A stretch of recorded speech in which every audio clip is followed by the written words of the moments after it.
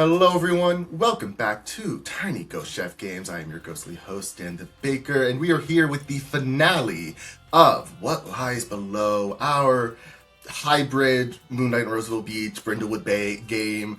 And I am here with our elder beachgoers. Give him a second to say hello. We have Tanner. Hello, I'm Tanner Asanero playing Joe Jold. Old Jojo Jojold. I was like, that's his full name? Sid.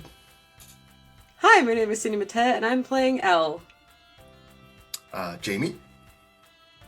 Hello, I'm Jamie, and I'm playing Luann Washington, but you can call her Honey. All her friends do. And VJ. Hello, I'm VJ, the former player of the Meat Sack known as JoJo, the current player of More. Wow, tell us how you really feel. And you will, I'm sure. We last left off our friends in their bungalow, as they put together a plan to take down this eldritch entity and send it back where it came from. Not in like a racist way, but like in a, this thing is, more so this is the colonizer and we're sending it back, That thing. I'm going to cut that out. It's fine. Really no, leave it in. Leave really it in. Or use it for complete bloopers. There we go. There we go. Send it back to where it came from. You came up with this plan, and simultaneously received a message from several people known to have been affected by this entity saying that they heard that. And so you get the feeling that this eldritch entity knows what you're planning and is going to do anything it can to get in your way. Thunder crashes, lightning flashes, and rain begins to fall on Brindlewood Bay. As we come back right in this moment after you guys get that message this message from the entity, what does everyone do in reaction to that? Well, this just got harder. Or maybe easier. If it's expecting us, maybe it'll just come out. I don't think it's going to make things that easy on us. Well, I don't think it'll be easy to banish it or whatever, but if it knows we're here and we want to mess with it, it's not just going to sit idly, right? I think no matter what, we're going to have an uphill battle. I'm sure there's pros and cons to a lack of surprise on our end. So is this tonight or is this tomorrow morning first thing? How are we doing this? I don't know if we should wait at all. Neither do I. Well, last time it had to be under the moonlight, right? True. It had to be a clear, full moon night the last time. Oh my god, we have like a weather app now. We don't have to check the freaking Farmer's Almanac to find out what the moon is going to be. That's right. But it's currently raining though, right? Like It's currently raining and cloudy, yeah. Damn. Well, we can't do it tonight if it's got to be the same situation as before. So. Can't one of you magic fellows just make it stop raining?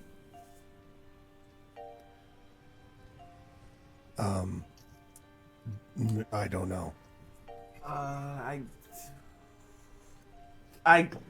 could try. I don't think so. Worth asking. I'm pretty sure the answer's no, but Dan, I'm still like a whole day away from getting my camera fixed, right? You'll get it. You could get it back by tomorrow. Okay, got it. Okay. You don't have it on you now. Maybe this is a breakfast and save the world situation. Mm-hmm. Understood. Yeah. And, depending on what happens, it could be nice for us to all have one last dinner together. Oh. At that, you hear a ding as the tofu lasagna is ready to come out of the oven. Perhaps the scariest thing of all. You need to leave me alone about my goddamn tofu lasagna. Vegetarian Tiny Ghost Chef fans, get in the comments. Anti-tofu vegetarian Tiny Ghost Chef fans, get in the comments too. Italians, get in the comments. I'm getting in tofu. there. Yeah, honey, your timer goes off as the you open the oven and the room is filled with the smell of baked pasta and sauce and cheese and tofu. I don't know. How do I make that sound good? Thank you for being diplomatic.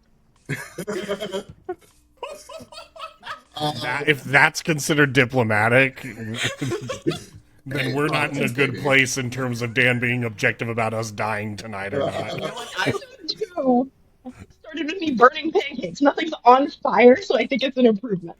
I love queer on queer violence, actually, because that's what we're witnessing. Hate crime. Honey, you serve up this lasagna to the group. How do you all feel sitting around this dinner table? The same one that you all, made jokes around and talked about your love lives and made plans for the future around with each other 50 years ago. How are you feeling now? Especially with Honey's comment of this being possibly one last meal together hanging in the air. Awful.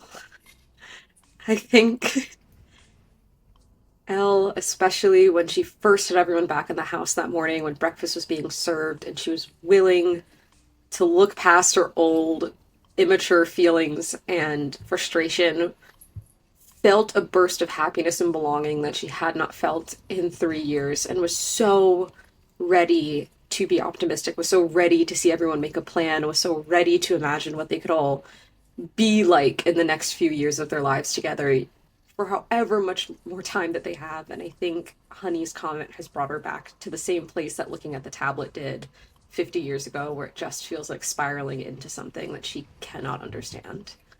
And so she's very quietly, I think, pushing a piece of tofu with her fork and just watching it jiggle a little bit before taking small bites. I think Moore's pretty much in a similar place. I think the difference for him is he's looking around at everybody, barely looking at JoJo still, but it's still there, and worried about if he's gonna lose, if anybody's gonna die, if it's him, and grappling with the fact that he'll never see them again if he does die, because it'll take him like years and years to reconstitute, and his friends will be long gone at that point. Or if someone else dies, how is he supposed to handle that again? Especially if it's, I think his big thing is especially if it's Elle, because she feels like an emotional rock for him in the way that he didn't have for JoJo, and he couldn't have with Honey because Honey dipped the hell out. So he's just kind of sitting there looking at everybody, but I think he's glancing at Elle more often than the other two. I think that JoJo is deeply uncomfortable with the fact that he knows what he wants to say to Moore, but he also knows that he can't like force Moore into the conversation, and so he's just kind of sitting there feeling bad, and that is just kind of like an additional layer on top of the worry about how things are going to go. And knows that he can't do anything about it, but also knows that he deserves it. So he's just kind of sitting there waiting waiting for a moment where it's okay for him to try to make things better, while also wrestling with the acceptance that he probably can't and doesn't necessarily have the right to do so. This isn't the first time Honey has kind of faced down some big impending maybe disaster that's maybe her fault. Um, but I think this is the first time that she has felt kind of okay with that. In her head, all of this is her fault. This is the mess that she made, and it's her responsibility to fix it. I have a question for Honey. Over the last 50 years, has Honey ever thought what would have happened if I didn't take that deal? Absolutely.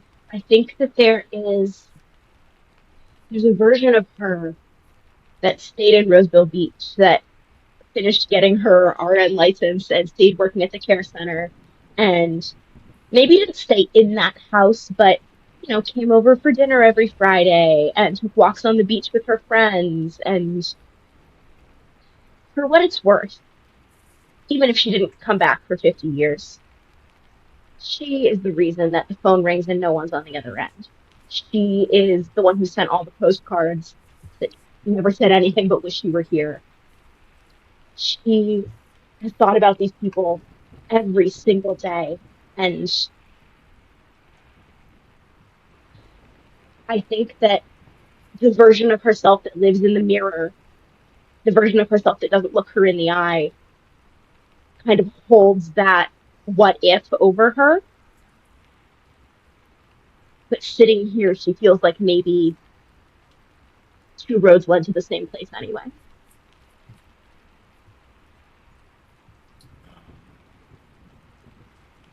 Are you all kind of sitting in these feelings in silence, accompanied just by the sound of your forks and knives clattering together and the occasional thunder crashing in the distance? Or are you trying to talk and broach any subjects of conversation?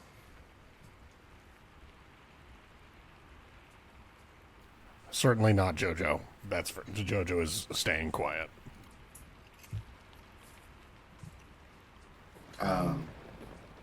I think more, despite not feeling very he's thinking about who he was when he was younger, that more easygoing, jovial kind of guy that would throw in a joke in here and diffuse something. And despite not feeling like being that person, says,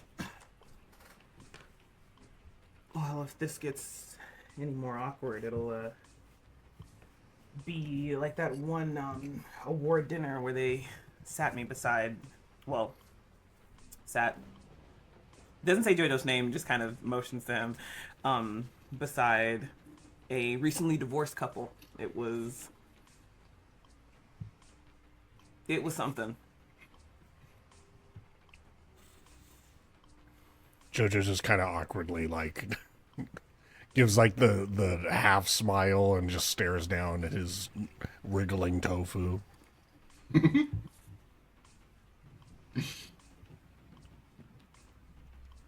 Oh, I wish I could fill that silence more, but I don't really think I know what to say right now.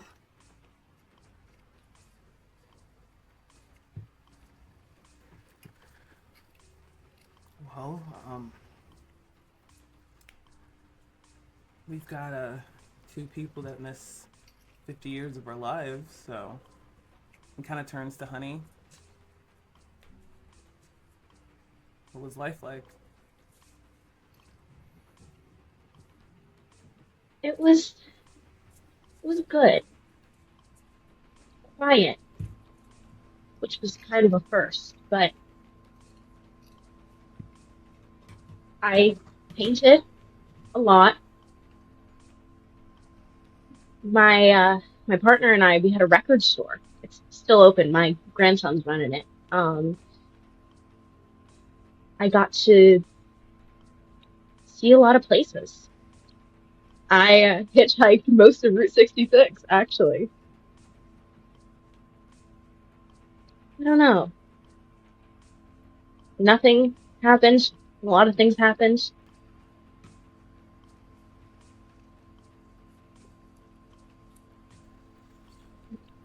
Nothing as strange as you three. Wow. I guess I'll share.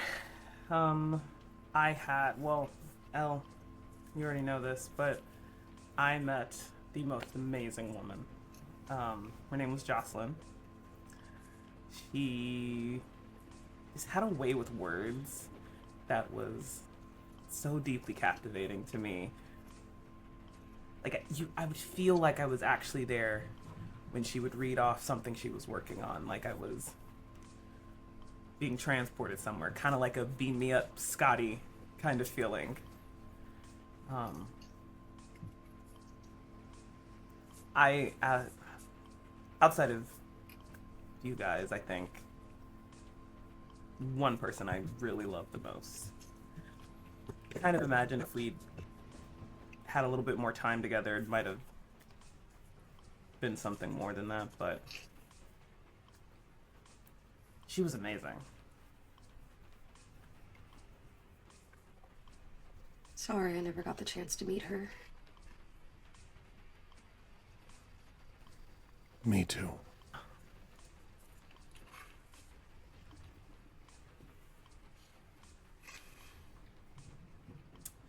I think Moore was about to open his mouth to say something to what you just said, Elle, and then hears Jojo say that,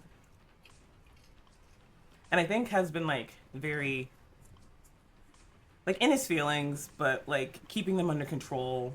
Hasn't been crying. Has been trying to be that a little bit of the rock here, so that this last night we have together isn't just miserable. And I think upon hearing Jojo say that, just starts crying. It's just hands.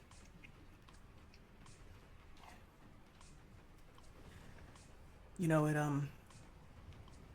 would have been really nice to have somebody that could remember her with me. I was actually there. I told her what I was. I showed her. She didn't freak out. She was even asked to speak to you a couple of times.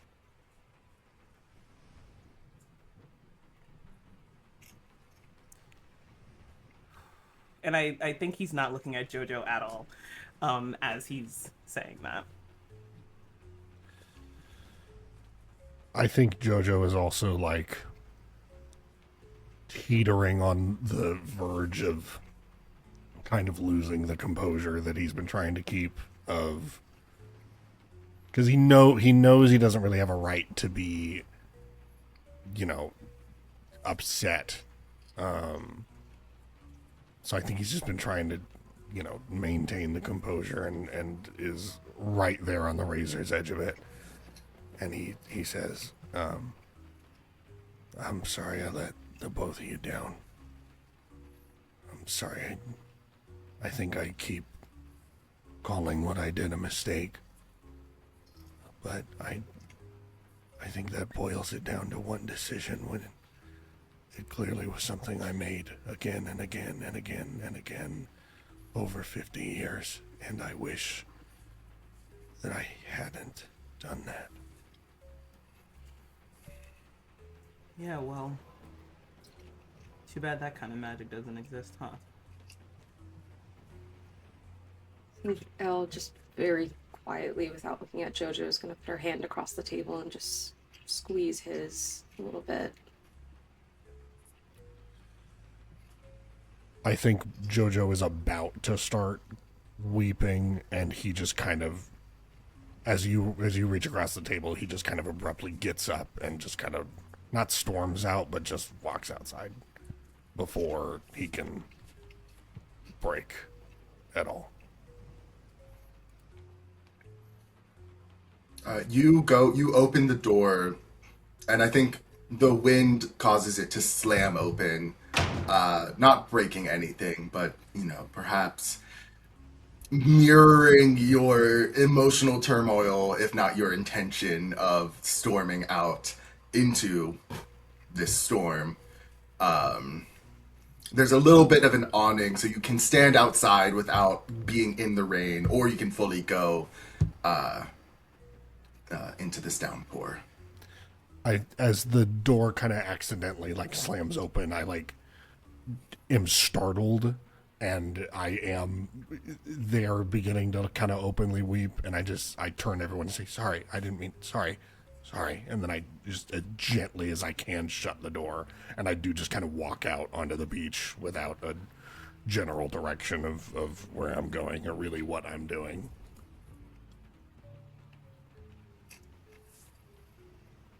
What did the rest of you do as that happens? I just look between Honey and Moore, and I think the words Els wanted to say, since they finally broke apart in the house, finally kind of bubbled past the filter, and she'll look at Moore. Your anger and your grief is yours to hold. I will not tell you it's wrong, but he is still that same person. He is still back in the house with us 50 years ago, and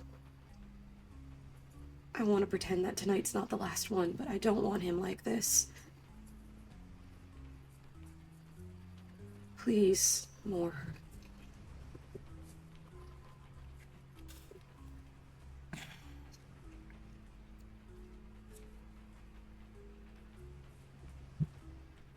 I can't forgive him, but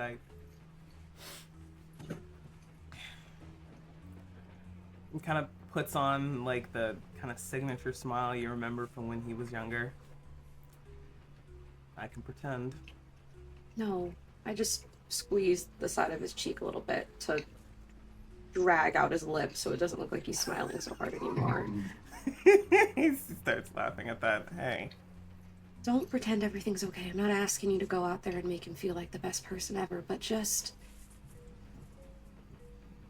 Jojo always silently hurt in a way that I never understood. And if he had been with you the whole time, I know things would have been better, and I'm not saying what he did was right, but he is stuck back there. The same way he just apologized walking out that door is what he used to sound like when we were all in our 20s, and I wish it'd been different. I know he wishes it had been different. You wish it had been different, but he just needs someone to hear him, I think. And I know he wasn't there then, but he is now.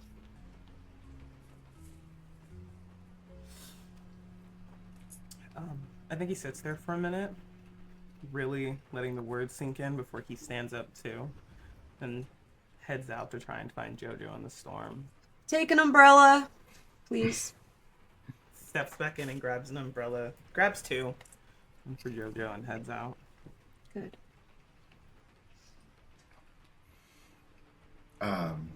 Honey, how do you kind of, I think, view this all unfold in front of you? Do you do anything or say anything in reaction in this moment, or are you just kind of taking it all in? I think that she feels like there is a dynamic here that is not hers to intrude on. She feels like it would be kind of hypocritical to tell Moore to go after Jojo. But she's glad. And when he's outside, she reaches out and she digs in her purse. And she pulls out a joint, which you can buy them rolled now from a store. And is going to kind of half-jokingly offer it to Elle. Fuck, yes. Thank you, Jesus.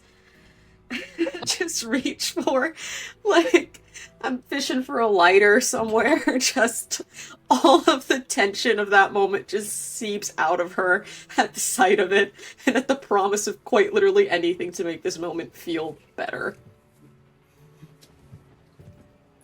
You I two, think that. Oh, I was just gonna say, I think that Honey kind of gravitates towards what used to be her spot on the couch, and is gonna kick her feet up over the arm of the couch, and light up. Yeah, Elle will sit next to her, just quietly passing a joint back and forth for a bit.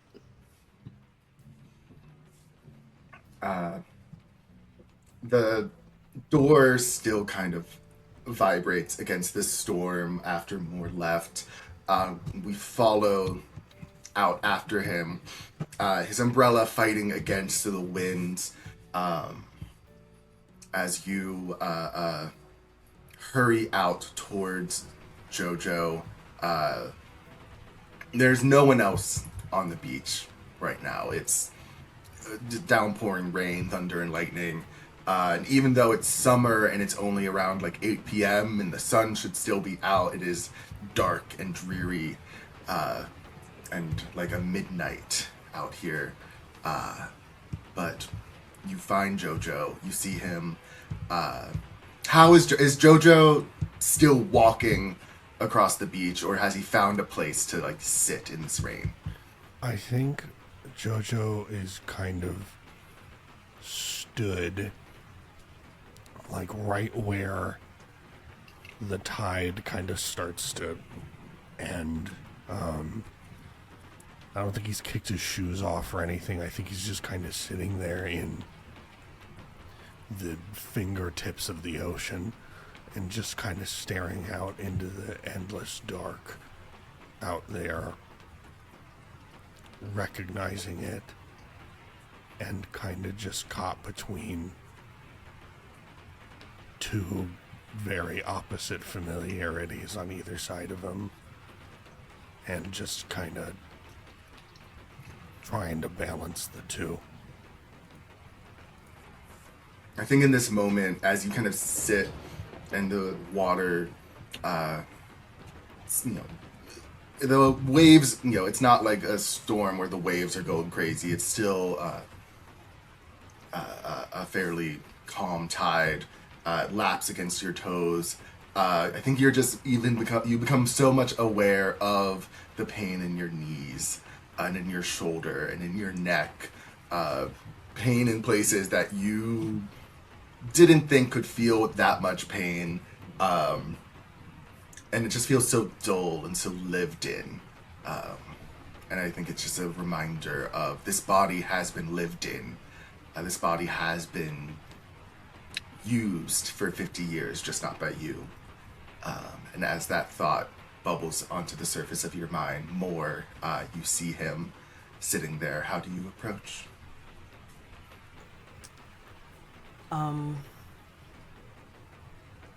I think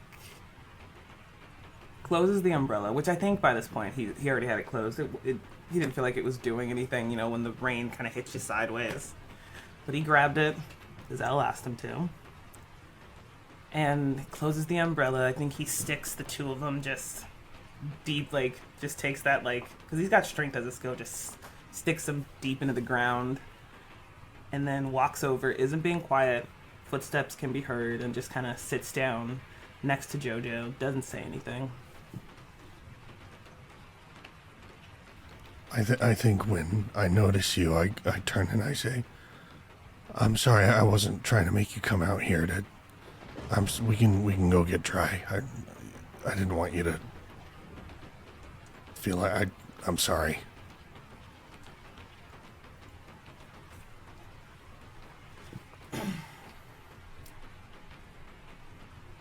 Elle was right. You still sound like you from 50 years ago.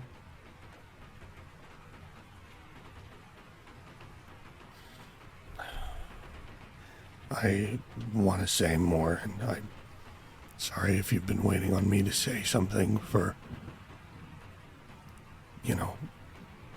the time that we got back, but I didn't want to impose it on you. I wanted to wait for a moment to do so, but I'm sorry I broke my promise.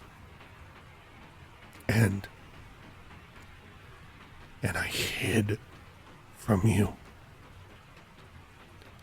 But it's not just that. It's I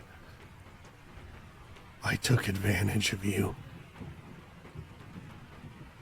I used you, and I know this doesn't make it any better, but if I had realized that that's what I was doing, I never would have done it.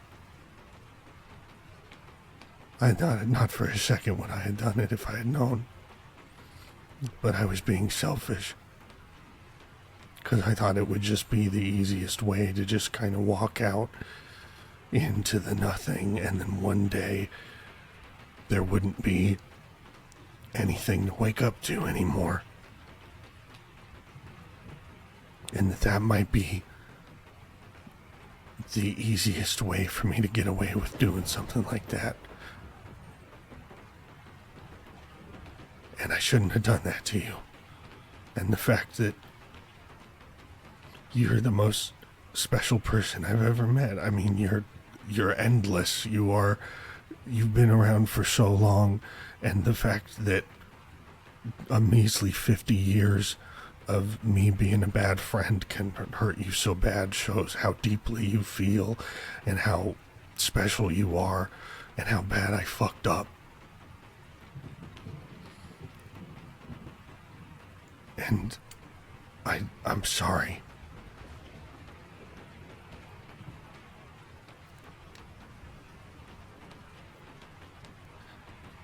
And I think there's just a long silence between the two of them. Just the rain pounding down before Moore speaks again. You know, I've been here a long time. Too many years to really count. And when Jocelyn died, I think that was first time I really got my heart broken. I thought maybe that was the case when Honey disappeared, and it hurt. But I felt like I'd know, maybe feel it in my bones or something, as something that's been here since the beginning. I'd know if she was dead. But Jocelyn, she was gone, and then you broke my heart again. Right after. And I think because I think he was, close enough, just barely, an inch between them, hadn't touched you this entire time. I think he leans next to you, shoulder to shoulder, puts his head down on your shoulder. I don't know if I'll ever be able to forgive you for that. Even if we're with each other for another 20, 30 years, I think that's always going to be there. And whatever we have moving forward, it's always going to be different. But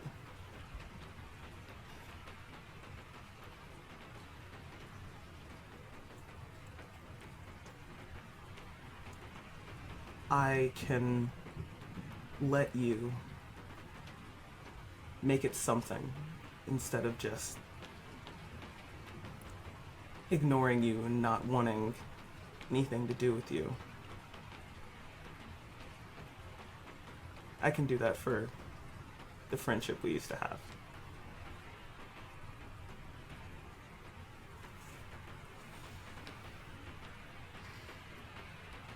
I obviously care about you, and you're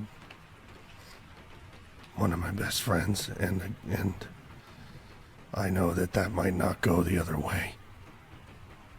And also, you don't obviously owe me anything, and if after we get this done you don't want to talk to me again, I get it. I guess I'll just say that I chose not to live a life,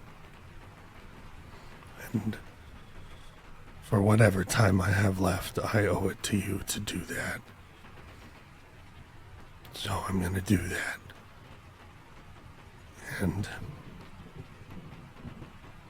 if I get to see you a little while longer, I'll be grateful.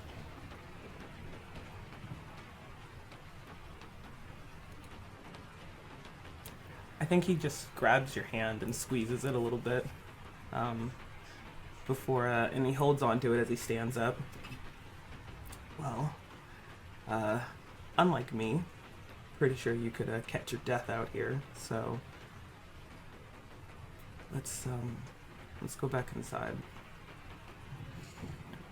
I think it takes like a tug of the hand where Jojo just kind of sits for a second, staring out into the ocean a moment longer. And I think you can see it on his face. He's crying harder than it's storming. And he just nods and keeps holding your hand as you walk back inside. Moore and Elle, you can both remove the uneasy condition from your characters. Honey and Jojo, you already removed that last session. As the two of you return, as you walk back across the beach, Moore and Jojo, I would like each of you just to roll me 1d6.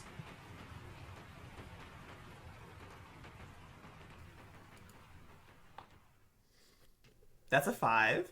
I got a 4.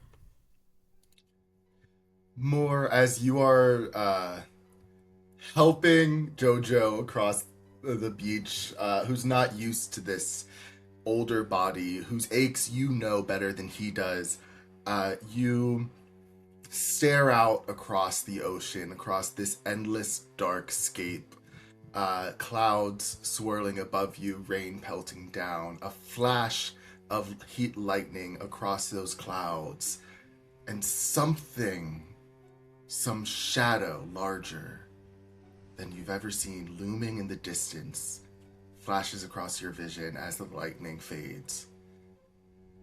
You blink, rub your eyes maybe a little bit, a flash of lightning once more. There's nothing there. Okay, what was like the shape of the shadow? Like, can I make anything out about that? The shape of the shadow felt like a hand coming up out of the ocean.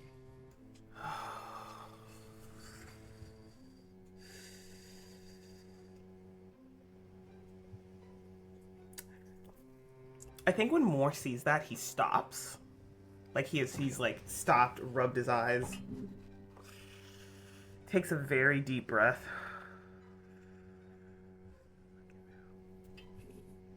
Doesn't say anything more. Doesn't say anything until they get back inside the bungalow. And I think you open the door and a puff of smoke comes out of this bungalow as these two old ladies in their 70s sitting quietly are getting loud. So You know what's them? getting high without me. Sorry, it felt kind of appropriate. And Ella's uncharacteristically so relaxed against Honey, I think, at the moment. It is like somewhere in the 4th or 5th pass of this thing, she gave up caring and is, as Honey, I think you described her as her legs were over the edge of the couch. Yeah, I think she's kind of sat back and has allowed if Honey would like to rest her head in either Elle's lap or on her shoulder. She's just flat back to the couch, passing it back to Honey. And is just head up at the ceiling, just trying to focus on anything other than what is about to happen. Hey. I think after that, like, Moore just kind of looks, like, gets a flashback to when they were younger. Seeing the two like this. Right. And I think at this point has let go of Jojo's hand. Like, he had Jojo's hand when they walked in, but has let it go at this point. Right. Well, sorry to kill the high. but I just saw a massive, massive hand, like the shadow of one, reaching out of the ocean. Did I see that? No. I still got that shit in my eyes, though. Yeah. Yeah, you still have a little after image burnt Okay, in great. your eyes. Yeah. Would Moore be aware of that? Oh, true. I think Moore would be aware that you had some weird vision issues from when you were younger. That You're a maybe, sick fuck, Dan. you know, like when you get those little squigglies that kind of float, the floaters that kind of, it almost feels like one of those. Which, fun fact, I had those really bad, and they had to laser my eyes because of it. Because I used to think those were my imaginary friends. Ew, my cornea was tearing. So yeah. Cornea was Do we need to stop and talk about what Sid just said? Because that's crazy. Wait, Dan, what did you just say? Dan, wait, your cornea was tearing? That's what causes that? Or did you just have it, like, worse than... I had it really bad. It's caused by, like, just fluctuations in your, like, cornea and your retina.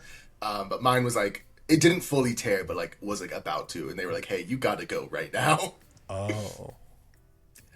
So you're probably fine. I'm fine now, I think. So I just need magic Thank lasers in God. my eyes. Yeah. Yes. Episode 7, we all go get LASIK. The talk back is us going in Yeah. one by one. All of us IRL get The waiting LASIK. room. Yeah.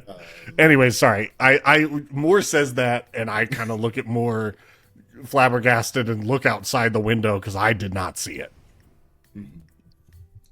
You just see the storm continuing on. It's not quite a hurricane. It's not quite a tropical storm. It just seems like a bad summer storm. The kind that, you know, someone may say, oh, we needed that. Hopefully it'll cool down the rest of the week. You know, that kind of thing. Does Moore saying that, does that sober up Honey and Elle a little bit?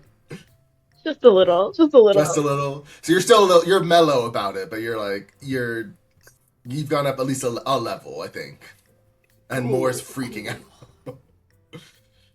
Moore, like, says that, looks at their reactions, goes into the kitchen. Is there hard liquor in this house, Elle? Is it in a place where Moore would remember? Cool. Grabs a bottle of whiskey and a soda and just comes back out and sits down, like, on the floor, back against the couch. You got another one of those, right? And looks at Honey. They sell them in packs of 6. Yes, I do. Great. And opens, pours, like, the way that Dan said there was more, there's like this much of coffee in his sugar. I mean, in his No, that's right. No, yeah, you said it right. Yeah. Yep. sugar. Best Freudian slip. Because that's really what it was. That's really good. There is like half of that much Coke in his whiskey. It's like boop. One shot of vodka. Oh, we getting crossed? All right. Yeah. No, I'm down for that. No. Jojo, get dry. Jojo looks at that and says, "Is that going to kill me at this age? It might kill me. No. Oh, baby. No. This It'll is actually make you glaucoma feel gone. better. I smoked a lot as you. Okay. I don't know if that's necessarily what I need right now, but thanks. Yeah, do you want tea? I can make I'm good. I'm tea. good. If you guys are good, I'm good. Jojo, how do you position yourself in this tableau of Moore sitting back against the couch, Honey leaning up against Elle, staring up at the ceiling?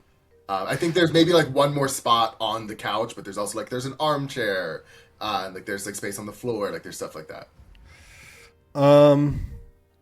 Oh man, definitely not the floor. Jojo's not getting up again if he sits on the floor. Jesus. You are also both you and Moore are soaking wet, by the way. Yeah.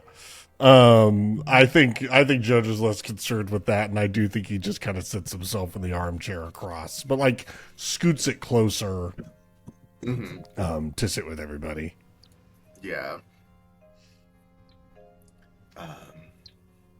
And I think, yeah, you all just kind of have this moment together that we, like, start to zoom out. We have, I think it's JoJo here, then it's like Honey's feet over the couch, leaning on Elle, Moore sitting on the ground.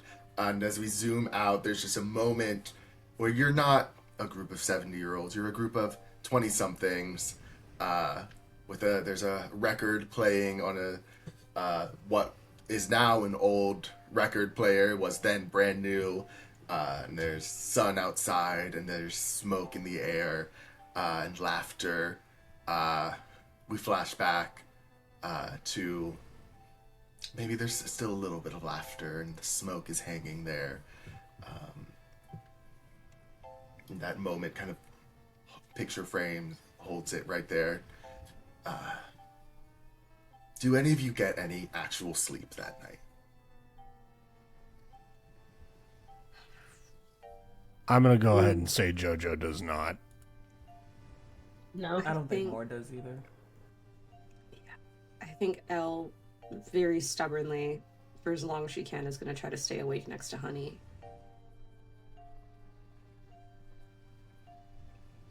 I think at some point during the wee hours of the night, Honey's gonna take Elle's hand. Hey.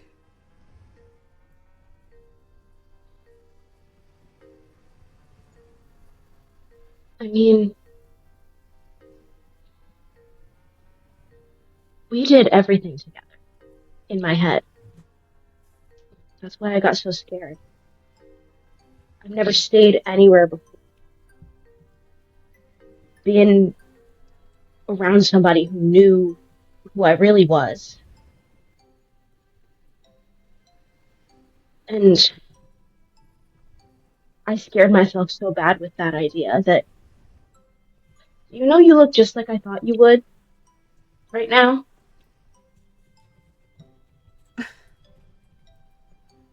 Yeah, the crow's feet's really what was in your head back then? I mean, now that you mention it. That whole summer, every time I looked at you, I just thought about how it'd be like to come home to you. And I'd never been home before. And I thought that if you knew what I was thinking about, I'd scare you away. Honey, there is so much I want to say to you, and so much I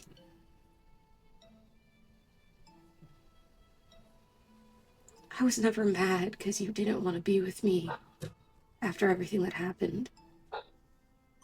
I was just so upset that my friend felt like they couldn't rely on me, that there was something that was, I don't know. I made up all these circumstances in my head about why you had to leave.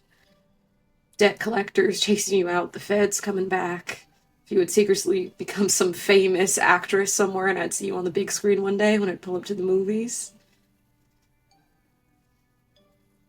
You could have never scared me away, honey. But I need you to please. Listen, I know what we're going into is bad. I really can't lose anyone else. Not after the last 50 years, not after the last 3, not after Vic, and not after Betty.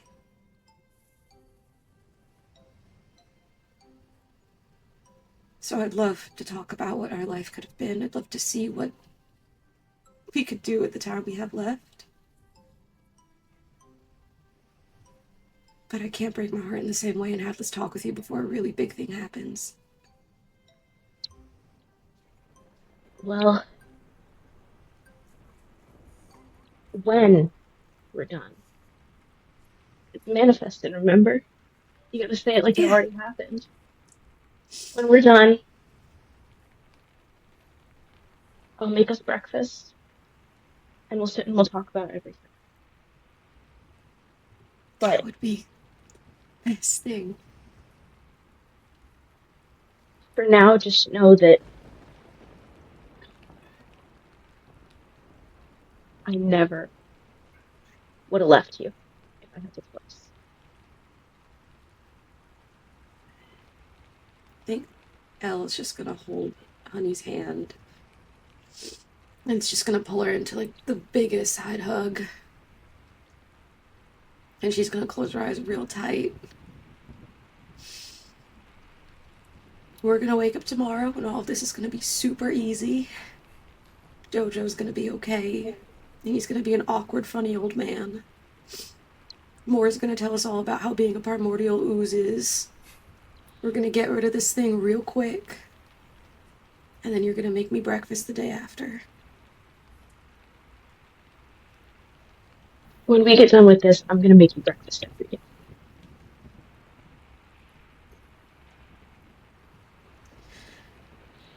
I can't ask for a lot, but do you think you could just stay with me tonight? Please. I just don't think I want to be alone again. Of course. Thanks, honey. That's why you're my favorite. And I think Honey's just gonna, like, very gently run her fingers through Elle's hair.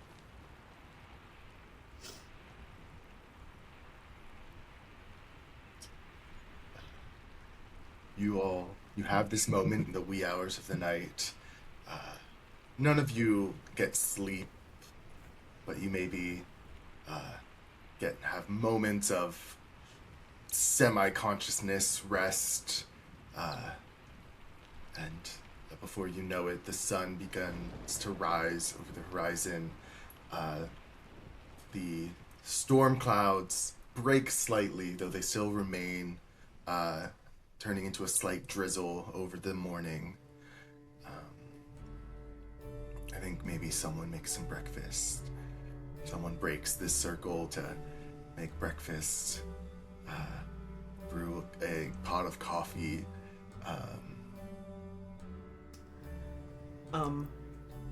Moore doesn't make breakfast, but he does make coffee and is going to try and guilt trip all of his friends into drinking his style of coffee.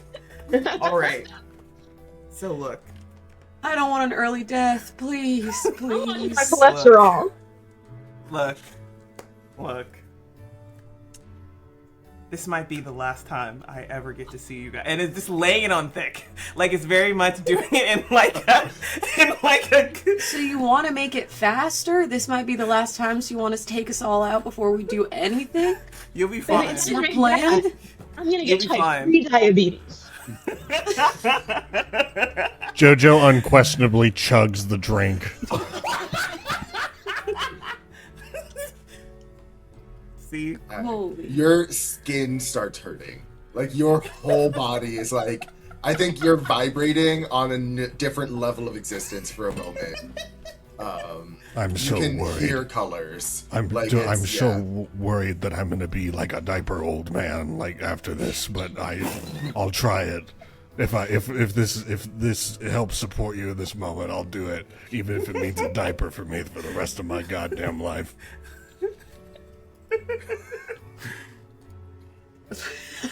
Turns and looks at Honey. Hey, you missed 50 years of my life, you know? So it's kind of...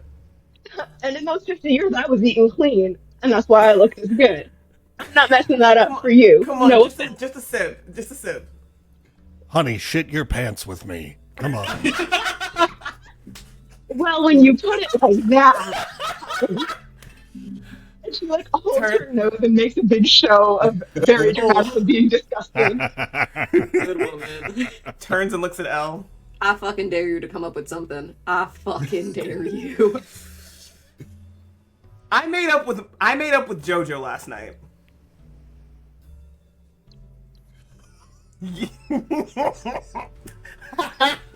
And nobody should have to do that, Elle. Drink the drink.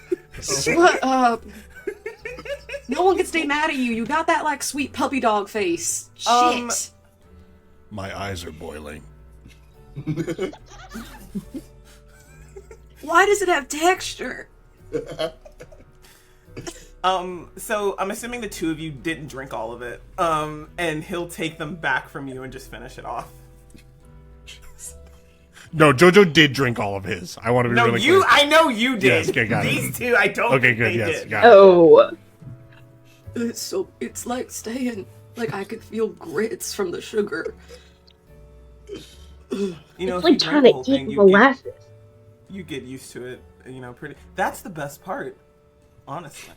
This You is why enjoy- Moore dealt with indigestion for the next 10 years you were gone. Well, Do you know how much fiber I had to convince him to eat every morning so his, like, poop would go back to normal? Like, Yeah, more. You Speak- feel a you- gurgle in your stomach as you realize, oh, this body's no longer used to that. it's It's been like yeah, 50 fiber years one since bar, this body. right there. Eat up. I guess it was too much to hope that Moore would enjoy the taste like I did, and goes and gets that fiber bar. Jojo makes breakfast.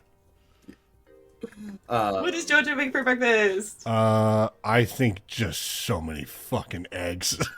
So many fucking eggs.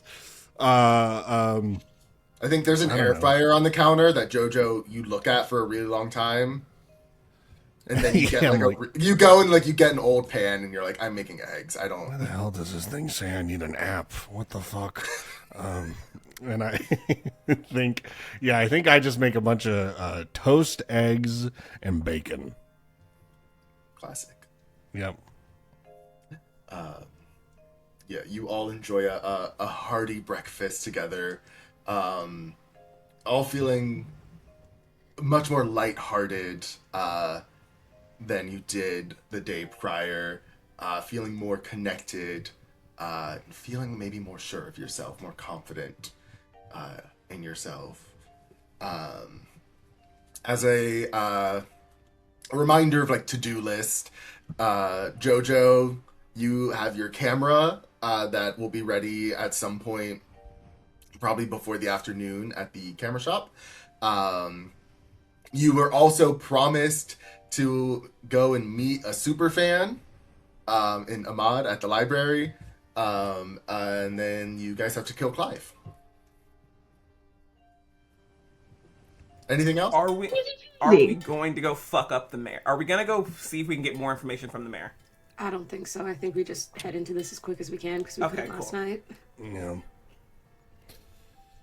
I guess I'll go get my camera first. And then I'm trying to remember the superfan situation. It was Yeah, there was a guy at the library Oh, who yes, was yes, super yes, into yes. your books. yes. Speaking of that, if we survive this, I think I would like me to be the like face of the books, and I've been thinking about it. I think because I had a publicist, right, and spinning these things. I think what we could do is really play up the Moore wasn't sure a black person and their name would sell well, so could and very much just be like, so this is the mind behind all of this instead, because I want to go back to some of these conferences and I'd love to bring you guys, but I want to be me. I don't want to have to whisper in your ear what to say since you've never read any of the books. I don't want to do that, but I'll start reading them, I promise. They're all an audiobook, so if you really don't want, you could just. What the fuck is that?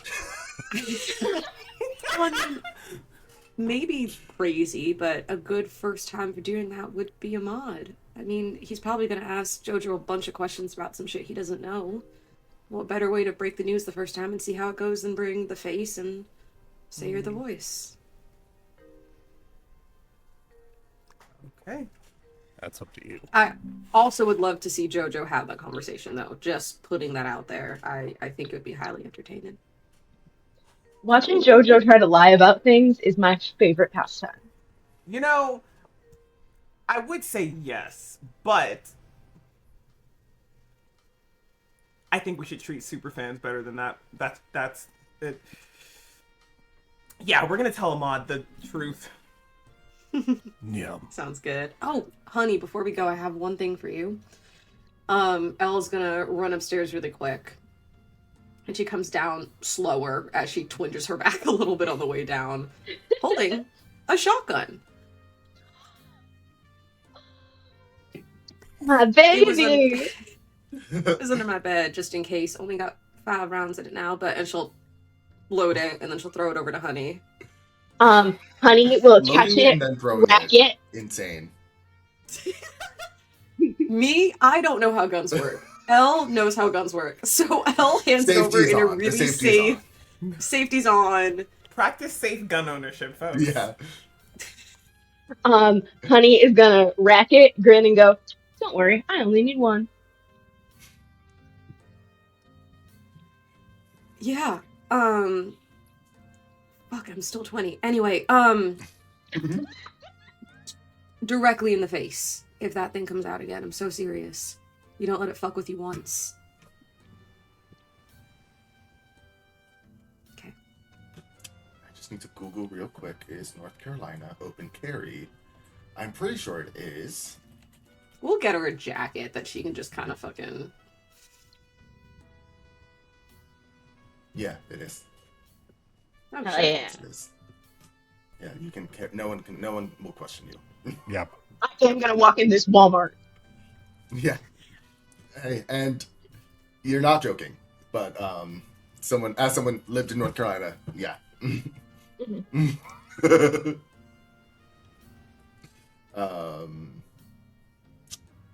yeah, you what's your game plan? What's the haps? It's the 411. Well, I need I'm to assuming we're Sorry. I'm assuming we're all sticking together, right? Yes, please. Yeah, I guess so. I need to get my camera. I don't know how high level of importance it is that we meet this super fan before we save the world, but the only thing that I need for us to save the world is I need to get my camera. Well, let's get the camera and Well, maybe go to the hotel first, then. Maybe Superfan could be like a fun post. Yay, the world saved. It was super easy. And also, here's your favorite author alive. Yeah, maybe. What time is it right now when we go and get the camera? I mean, you guys did not sleep. I'm assuming you did like your coffee breakfast thing at like 6:30 in the morning. Maybe you spent a little bit of time, chit chatting, talking.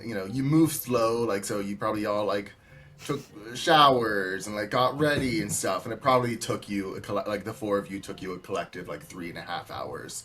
So I'll say it's like 10 a.m. by the time you head out. Sounds good. Yeah, and it's still drizzling outside. It's the kind of like cloud cover where you can see the like orb of the sun peeking a little bit in the clouds, but it's not actually really casting like a bright light. Everything almost seems gray across this normally bright town. You all head across. You head to the camera store. You hop in there. Does everyone go in, or JoJo, is it just you? Go team. May as well be all of us. Mm-hmm. You come in. You see, as you first walk in, there's no one behind the counter, and you hear a voice from the back saying, "Just a minute." You all, I think, take a second, are looking around. They have some cases with different cameras in them. Some of them newer, some of them vintage, antique cameras. They also have some. They have lots of film canisters and like different types of film on shelves on the wall. One of the walls is dedicated to pictures from their patrons.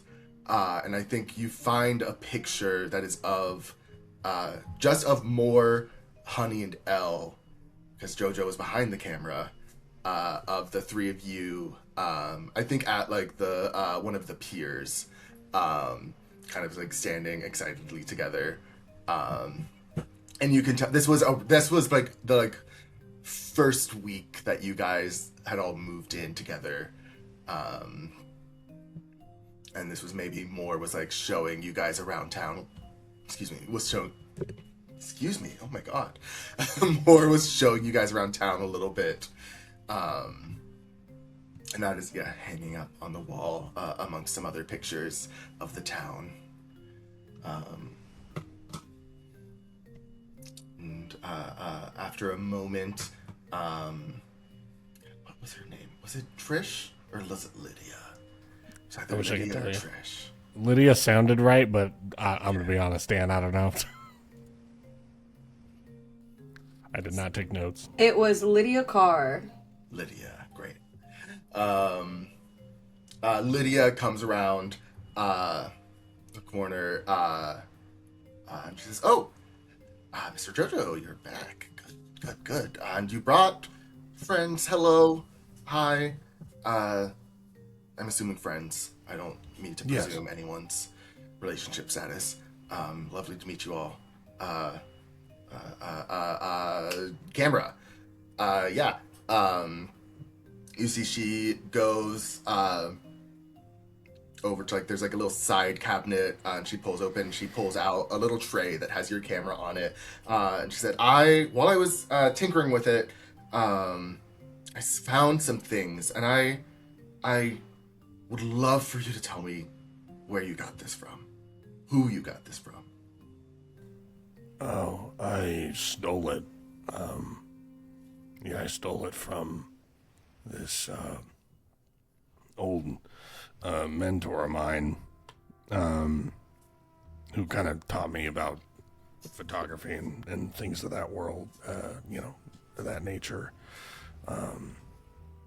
It was a long time ago, though. What was his name? Steve. Okay, she says that makes sense. Just come look at this. And she has the the lens part separate. I don't know the name of camera. Hold on, wait. I have the camera right here. She has this pulled out and shows there's on like the inside of the camera there's an inscription that I don't think I'd ever noticed before, and kind of carved into like the metal of the camera. It just says the words "Light the Way, S."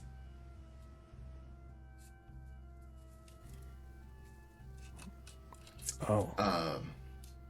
I think Lydia says, "I don't know if you stole this. This may have been a gift." No, I'm pretty sure I stole it. I made sure that he didn't know, unless he did know, and I mean, this is an extremely magical fucking camera. The person who owned it was, I'm assuming, extremely magical. He probably knew that you were gonna steal it and probably could have stopped you from stealing it.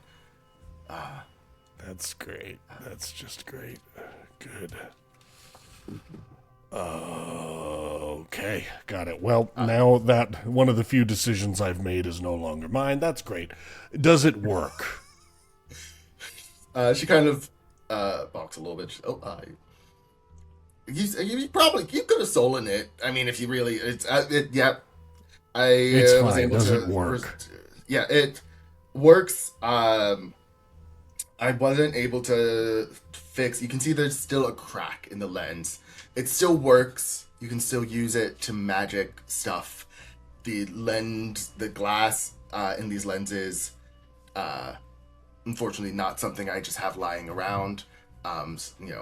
This camera was an antique when you got it back in the 70s, so it's, but I did some incantations and stuff, realigned its aura, and it, it should work fine to cast your magic through it.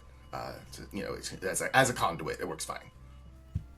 Would you be able to diagnose some risks of use in its current state?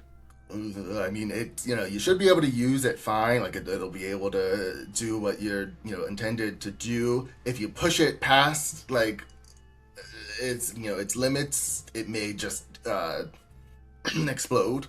Not like a big explosion, but, like, probably, like, owie, hurt a little bit, but, Is so that it hurt the camera self-contained? for sure. Is that self-contained, or is it something that could hurt others?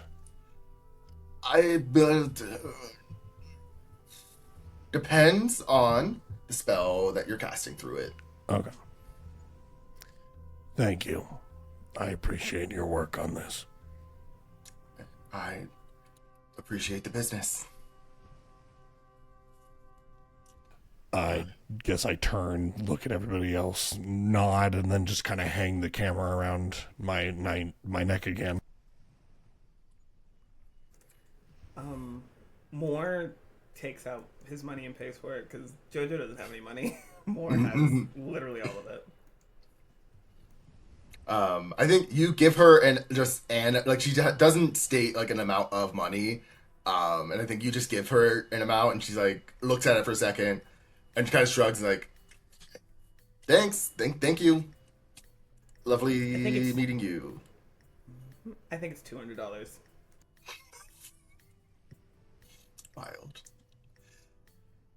I mean, hey, the Eldritch horror book sales are going great nowadays. He's up there with H.P. Lovecraft, actually. Oh wow! It's like you talk about H.P. Lovecraft and then you talk about JoJo. Got it.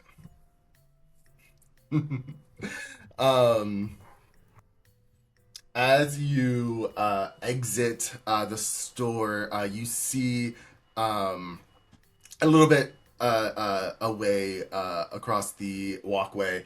You see is like the town hall, and you see the mayor stepping out.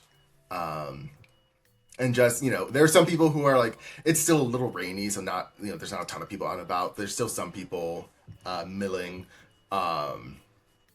And he politely smiles, waves, nods his head at them as he passes by. But you see him leaving town hall. I think it's worth noting very quickly that Honey has been carrying a closed umbrella that the shotgun is inside of. Because, yes, maybe North Carolina's open carry, but also it feels crazy to go into the local artsy photography shop with a full gun. Dude, you're like the umbrella guy that everyone talked about for the JFK assassination.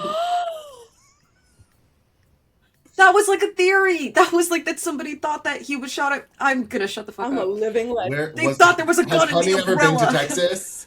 Has Honey ever been to Texas? What does she know about the grassy knoll in the 60s? Honey was like 13 at the time, so no. I was about to say, I was like, you were like, So yeah. possible. Shooting age. Hey. She could know. Yeah, you sometimes learn gonna younger stop this. in North Carolina. I was busy in California around anyways. that time. And that's all we're gonna say about that. He was a patsy. Wow. I think as the mayor comes out and we see him, Moore just kind of looks back at the others. I mean, I think at this point it's really fate that we ran across this man. I agree. 50-50 he gets domed in the street. I'm just saying, what if he's evil and what if he's like the big person, Well, then we'll just have to... Actually... We can get him talking. Hold on a second. And he'll turn... What? He'll turn and start walking towards the mayor. Mayor! He lifts his head and he says, my friends, how are you doing today in this... You know... I apologize for the dreary weather. though I have little to no control over it. It happens. I remember living here. So I know that you're always looking for big events, to draw in more tourism. Mm-hmm. And I think, and points to himself and then points to Jojo, the two of us have an amazing reveal that will really draw in the crowds. Could we talk to you, office or something real quick? He Wouldn't looks want at his prying watch a little bit. ears to hear it. And he says, I promise you this will change the literary community truly, and fans of all horror. Okay, you have 20 minutes. We can go to my office. Cool. He leads you back into town hall. Takes you back to his office. It's all four of us, right? Moore makes it very clear all of us are coming. I think, yeah, it's the two of you come in, and then he's like, yes, okay, yeah, cool. The office, it's quintessential small town mayor office, big desk. There's a portrait in the back of someone you recognize from the picture of the founders of the town. It's not of Indy, it's of one of the other people whose names don't matter. And he's kind of, stately posed behind him. Has an older secretary who's probably a little bit older than you guys, sitting out front, typing away on the loudest keyboard you've ever heard. And he says to her, hold my calls. You were already holding my calls because I was going out for a walk, but hold my calls still. I'm having a quick meeting. And she looks up at him, huge glasses that make her eyes look big, and just gives him a smile and says, sorry, my hearing aid wasn't on. What was that?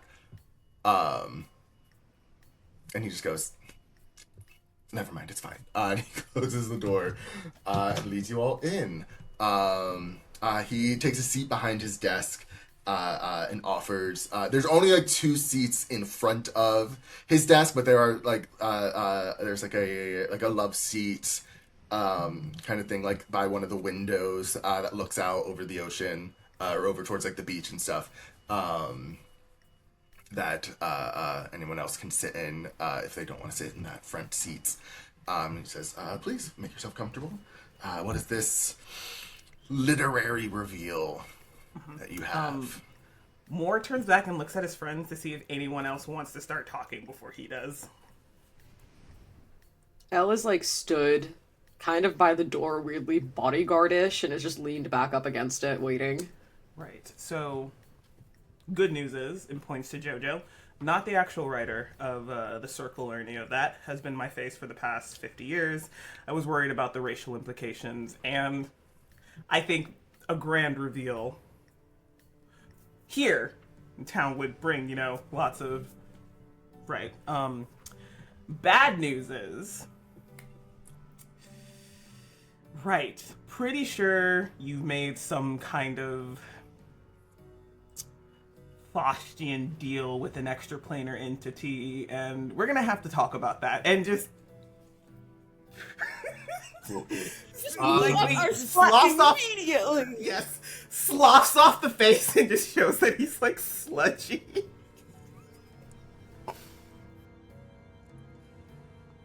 How? What? Okay. No guys need to tell me what to do here.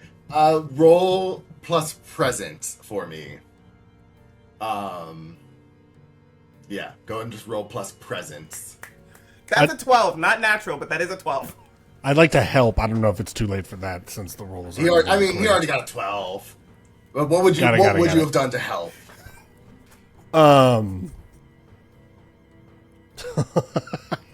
This is the guy who I was a senile old man to, right? Yeah. I think I just kind of give him a wild eye, an inquisiting eye of an old man that suggests that I know what you've done, and I just kind of open that sucker real wide, in hopes of trying to assist more.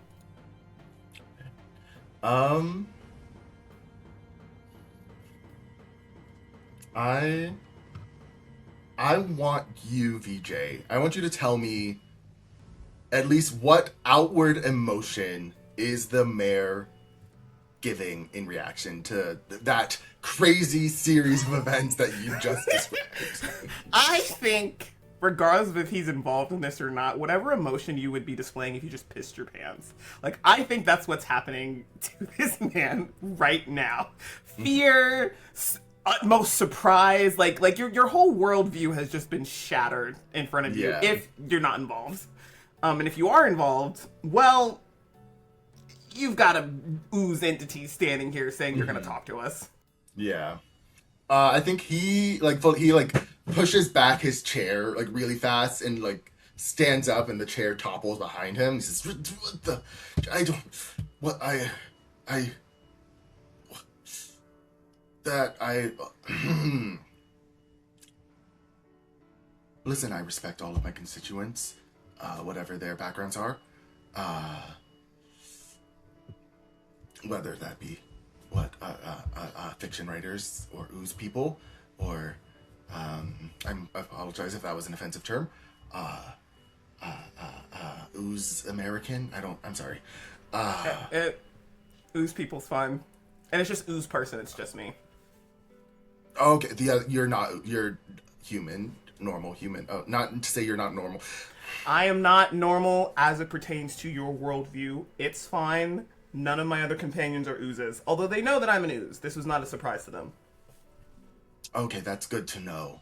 I'm so friends. I'm so friends. I'm so glad your friends are. You don't have to do the politically correct stuff. I would prefer an answer to the addressing the first part of that before I showed you that. What was the first part again? You gotta remind me. Right. I at least think you made a deal with a Faustian deal with some extraplanar eldritch entity.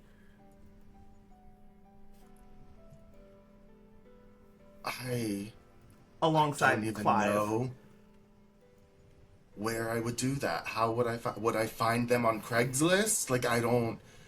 Is there a Facebook Marketplace? Where would I even find an extraplanar being to make a Faustian deal with? I thought Faustian deals were with like the devil. They are, but you get the gist here, right? There's not an eldritch entity equivalent, so.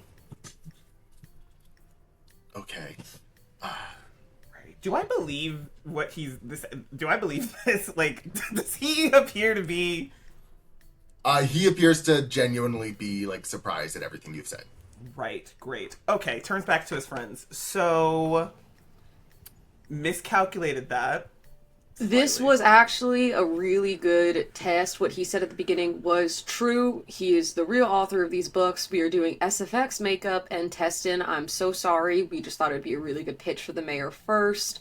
You know, you've seen me around town for a while, man. I wouldn't waste your time if I didn't need to. But thank you so much. We have clarified that has worked on you. It's a really good effect where his face could just pop right back out. Right, Moore? Pop that face right back out for us. The sludge face or my regular face? No, your regular one, babe. Okay, no, this was me, VJ, asking you what you meant. To be clear, VJ didn't. I was like, wait a minute, and yeah, boop, yeah, just special. Well, great special effects. I think doing that for the reveal could be huge. Could be. So you hilarious. did turn around and just say that you miscalculated. Like, miscalculated how scared you would be. We thought you'd be a little bit more excited. Or actually, sorry to not be specific. I thought you'd be scared. I thought you might be more scared than that. I thought it might be like a piss your pants kind of situation. As the author, I do enjoy those moments. You would know that if you've read my books. I'm assuming you've read the books. Yeah. Yeah. So we miscalculated the fear factor. We're gonna have to up that. You know. Listen, Mr. Mayor, I'm going to be honest. I don't know if you remember me from earlier. I was the sewer man. I wanted to get into your sewers and find out all the sewering that those sewers did. And I'm going to be real honest, this was a bit of a cockamamie plan on me. I was off of my meds for a short time when I drew up some battle plans about ways to kind of cause fear and chaos and drive up a marketing ploy. That's what happens when, you're in charge of your own company and you nobody really has the power to tell you no, is you just kind of run away with crazy stories. So if it makes sense to you that this crazy thing that happened here was the plans of a crazy old man, then, that works for us and we'll just be on our way. What he said. Have a good day, Mayor. But the reveal was real, just to be clear about that. The book writing thing, that wasn't a lie. Yes, that's true. I am just kind of the crazed face. That's why they don't let me talk too much. Can I just look at Honey like I'm in the office? And Honey's the camera. Honey has been trying so hard to keep a straight face, but you can see that, like, she basically has no lips right now, because she's like...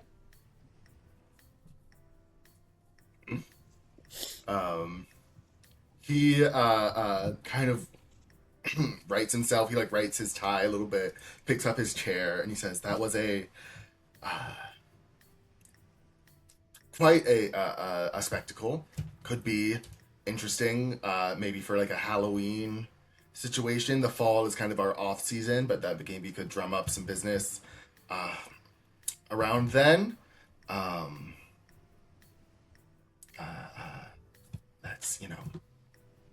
That's that. Maybe your publicist perhaps could reach out and we can find some dates." Mm-hmm. I would love to put together haunted houses for the children of this town. I think that it would be something I'd be really good at. Oh, I don't think I want you near the children.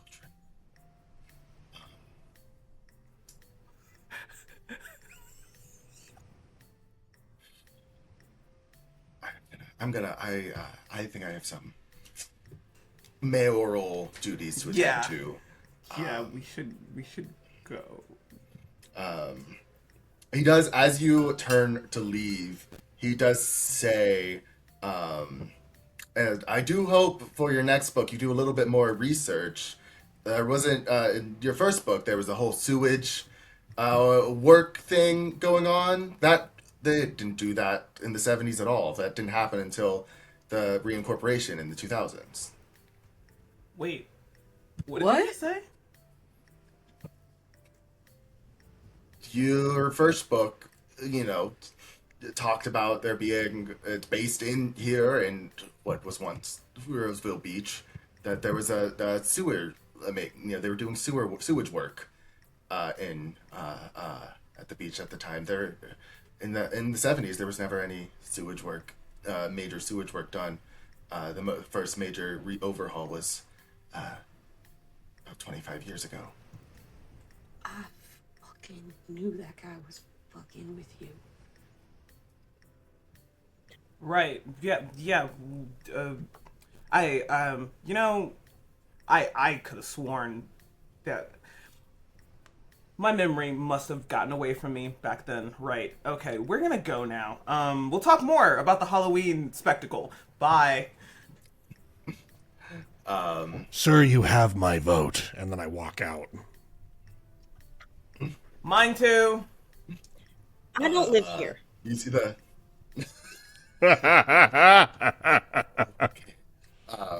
The secretary waves at you as you pass by. I think there's like a flash of her, still the secretary 50 years ago, of a young woman that you all knew back in that summer. You see her smiling as she then flashes again to this 82, 83-year-old woman with her thick glasses. And even though it's, summer heat, is wearing a cardigan, hunched over a little bit. Dan, I do have a very important question. Did Moore sleep with her at any point? Someone roll a d6 for me. I'll roll d6. Damn it! Yeah, absolutely. Okay, as we were. Is that Brenda? Mm-hmm. It is. Oh my god. Alright, she looks great. She's so, like, calm and tame compared to how you described her. Well, how I described her was not in the public, so. That's fair. You know, maybe that's why she goes crazy that night at that old bar JoJo used to work at. I've seen her, like, shoot back some fucking pickleback shots. She goes crazy. Maybe. But I thought it was just more of an old woman, like, I just need a bit of a drink thing. You know, if we survive this, and I stay here, and just kind of... You're gonna go back to Brenda? Why not? Fair enough. At some point, at some point, we got to talk about your taste. I'm a entity of many tastes, and I think leans over to Elle and says, "Hey, you can't be the only one maybe going back to someone, right?" I hit him on the back of the head and walk out. Ow! Just full, like, slap on the top. You didn't say I was wrong. Shut the fuck up. This is happening like on like the steps of the Capitol building, not Capitol building, the town hall building. The North Carolina. You've Also, all gone to speaking of- Raleigh. You're in. Yeah, no. Fucking taste. I knew that Dale was evil and bad and probably had some weird sick shit going on. I said that shit like 50 years ago. What the hell do you mean there was no sewer work? Wait a minute, time out. When did you say that? I thought it when he asked you to go to the docks, and then and then I was worried about you. Did you think I could read minds? The woman who pilots me thought it a lot and messaged about it. I feel vindicated. We did think of... okay, to be fair, I was a little worried about going to the docks as well to see Dale. Something did feel weird. Off about him. Right. Like, immediately came up to you. And we were all like, listen, we all know you got pulled, but, like, he was very quick to be like, get with me. So do we need to be looking for... This is a crazy revelation, but what do we do about this? Nothing, I guess. We just look out for weird construction workers and consider that when we go underground, things might be dangerous. Mm-hmm. And maybe we beat the answers out of Clive. Love it.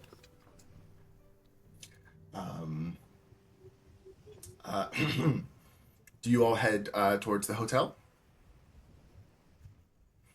All right. You start making your way across town as the wind begins to pick up slightly. The rain has slowed, but the wind ruffles through the trees and the tall grass. And I think we'll take a little break. We'll take a quick little break, stretch our legs, stretch our wings, get some water, pee our pants. Oh my god. So yes, you all cross this dreary, cloudy Brindlewood Bay to the Blackwood Hotel and Spa. What are you just kind of beelining it over there as fast as your old legs can take you, or like what's your vibe in this moment? You're beelining it. Before we walked in there, more would have been like, okay, how are we approaching him, right? Like, are we could do the reveal thing, like how are we gonna get him in his office if he's not already in there? Like, we're trying to get him somewhere secluded, correct? Yes, yeah, to draw him out. Yeah, so how are we doing that? What's the plan?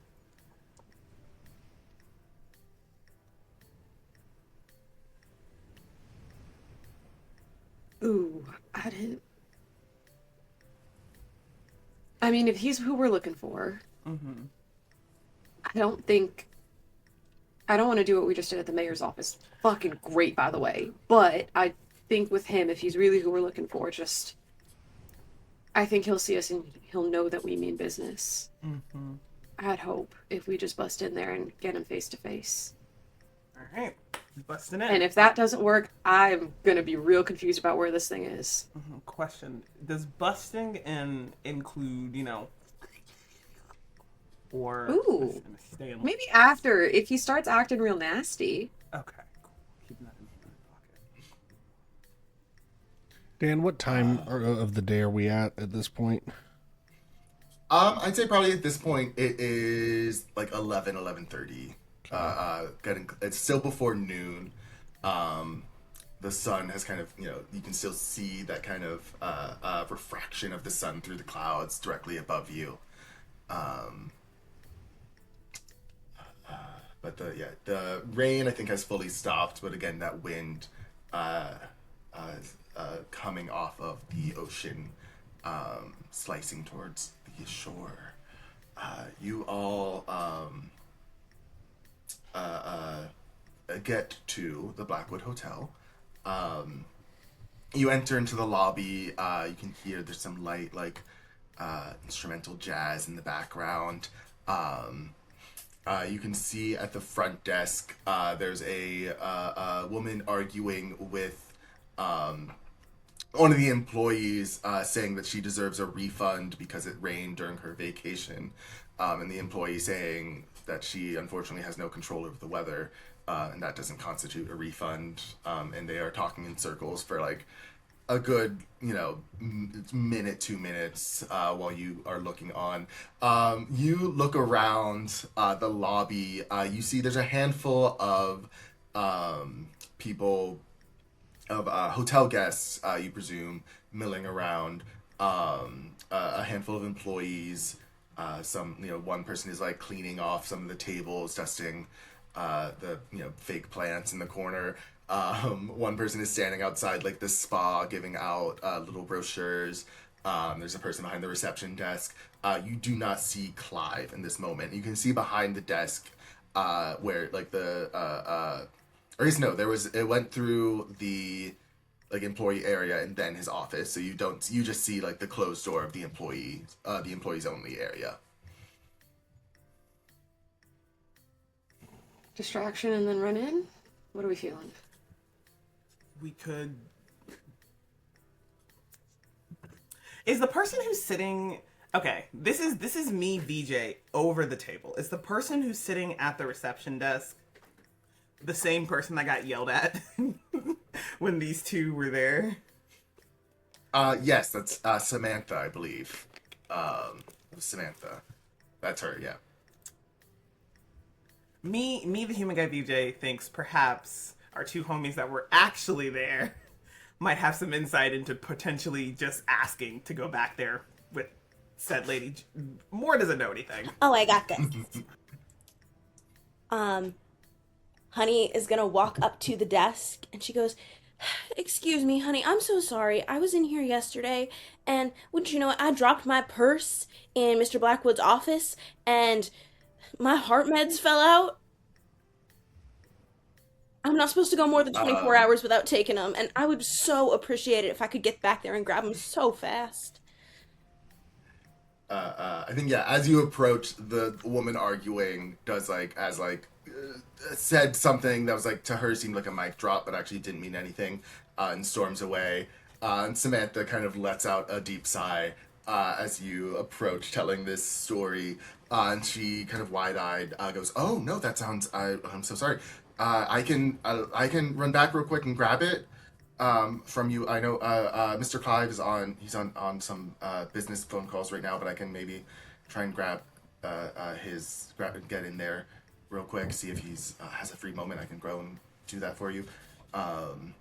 What does it look like? Is there an ID in there? What's your name? I can just make sure that it's yours. Not that I think you would steal anything, but that it wasn't yours. That was, I don't.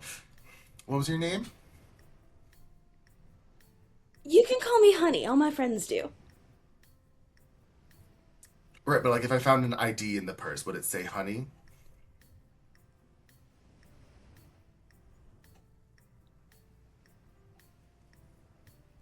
I think that Honey is gonna panic and then decide that her best option now is to fake a heart attack.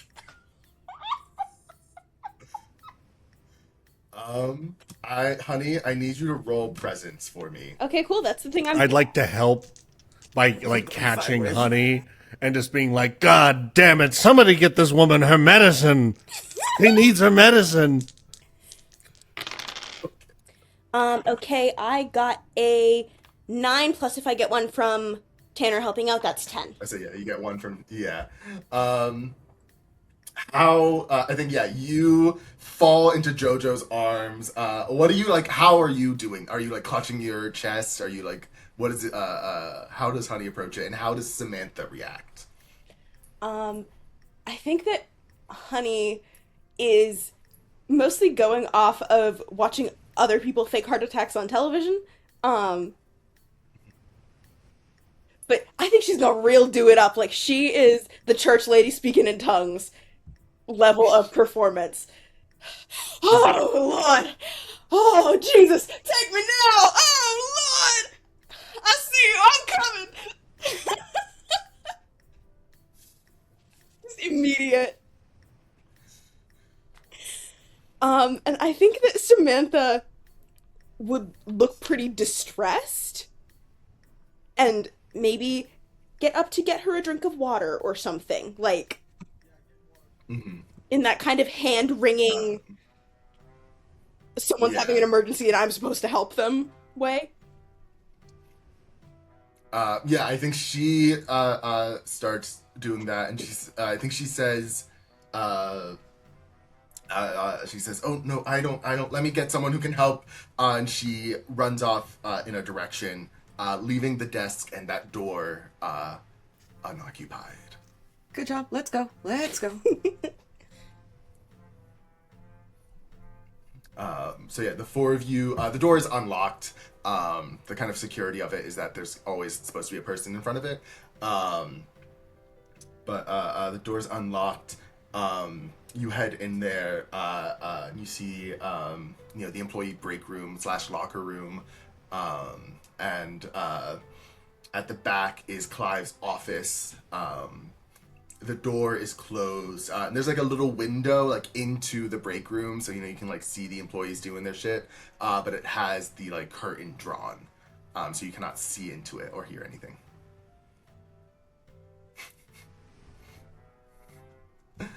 How do you guys try and get inside, or how do you approach? Do we want to sneak up and see if we can like press our ear to the door first and then just bust in? I think that's a good plan. Yeah. Sick. Yeah, you press your ear up to... Oh. Sorry, before we keep walking, the door that is to the main hall, is it like a door with a slot that we could put something in it so no one could get in? Does it have a lock on it? Is there any option to try to keep it so she can't immediately get back into the space? I'll say there's a lock on it for sure. And it's also, it's like, it opens inward, so like if you put something in front of it, it would like at least stall them. Okay. But I lock it. Yeah. Yeah, you put your ear up. I'm imagining you're doing a kind of Scooby-Doo style of like one on top of the other. Oh yeah. With Honey on the bottom, because I think she's only gotten shorter with age. And you hear the sound of someone speaking, but you can't make out what they're saying. Would Jojo or Honey, having met Clive before, recognize his voice? You hear Clive's voice speaking for sure, but you can't hear, like, make out individual words through this thick door in glass. Is there a tone of voice that is able to be delineated? I think it sounds fairly like level and calm. Oh, okay. Can Do you not believe No, I do. I'm just scared of that. From the other side of the door, such a fucking long shot. Ella doesn't have magic in the like sense that she can harness it, but having been around so much weird shit for the past 50 years and doing what she's doing, closing her eyes up against the door, can she tap into using sense? Any feeling that she gets or anything emanating from the other side of the door? Does she get a rush of cold? Does she get a feeling of like a sudden, like, do you know what I mean? Like her stomach dropping in a way that's very similar to things that she's encountered or being in that space underground. I'd call this an occult move. So you're gonna roll sensitivity. Okay. Can I help? How would you do so? Well, Slore is an inherently magical entity given what he is. So as he notices Elle doing this, he's just gonna place a hand on her shoulder, and you kind of feel like I think some of him is like spreading onto you, but it feels very much like a kind of like a warm blanket trying to kind of engulf you in this moment, passing over some of the magic. Yeah, I'll give that a +1. So I just have 1d6, right? 2d6. Oh, 2. Okay. Yeah, these two. With 6 and a 4, +1, so that's an 11. Yeah. So you, what is your goal with this scent? Are you're just trying to sense? I'm like yeah. It's like putting a metal detector over the beach. I want to see if the same ping and feeling I normally get when I'm around something supernatural that I've been honing for all this time being at Roosevelt Beach or Brindlewood Bay is starting to hit at this point, being on the other side of this door. Yeah.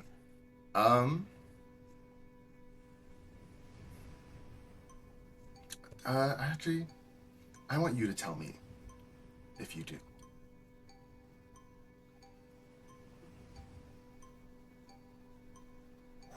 Ooh. I am giving you narrative control to say yes or no in this situation. It's a really bad moment for my neighbor to be playing creepy music right outside of my window. Right as you said that, a little bump, bump, bump, and then a really distant lady's voice started singing. So I'm going to take that as a sign from the world and say yes. I think I can kind of hear it. Can we license it? Can we put it in?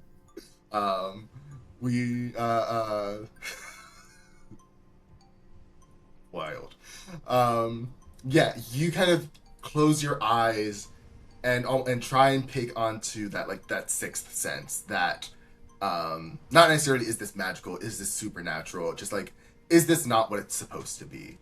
And you get that kind of that drop in your stomach, that goosebumps over your skin, like almost like a coldness in your inner ear, as your body reacts to something supernatural happening in the other room, or some supernatural being in the other room. Okay, good. The music isn't picking up because it's really loud. I think Elle is going to open her eyes after feeling that, and she just puts her arms around her friends, and she'll just nod. Is the door locked? If you go and try and open it, it is not. It is locked. Yes. Dan. Hey, Dan. So as we've seen me do before, when I cast power word break or whatnot, I kind of transform my parts of my body. Now, if you say I have to use the word for this, I will do so. But am I able to do have you ever seen Elastic Man, where he just kind of sits and slims out, goes under the door, and whoop? If I can't do that, I will break it. You'd have to use your word of power for sure. Okay, let's break the door. Yeah. So roll sensitivity for this.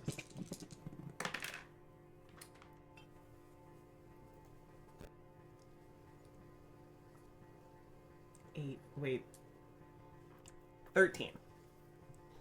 Oh, nice. These dice are great. Yeah. Describe to me how you break open this door. Okay, cool. What kind of door handle is this? Is it like this or the turn one? Wait. It's a hamburger style knob. Okay. You got what I meant. Hamburger, hot dog. Yeah, you mean I did. a circle? Okay, all right. So puts his hand. I dropped on out it. of word school. Puts his hand on it, realizes it's locked, and then everybody else watches as his actual hand melts away. He's sludge again, covers the entire thing, slips in between the cracks, and you can just hear kind of like weird like mechanical bits and bobs and a little bit of sizzling as he just kind of burns all of the internal locking mechanisms away, and then the door is unlocked. Yeah. I think the door just swings open at this point. And you see Clive with like he has like a Bluetooth headset on, who pauses as he sees the door open and looks, and he just goes, "I'll have to call you back." Taps his headset off. "Can I help you?"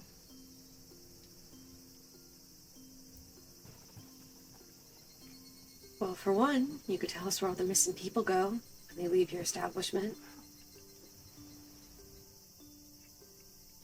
I haven't a clue. As I've told the police and those investigating, haven't a clue. I'm just gonna close the door behind us and lean up against it so it stays closed. And look towards Honey. Honey's not going to say anything, but she is going to shake the gun loose from the umbrella.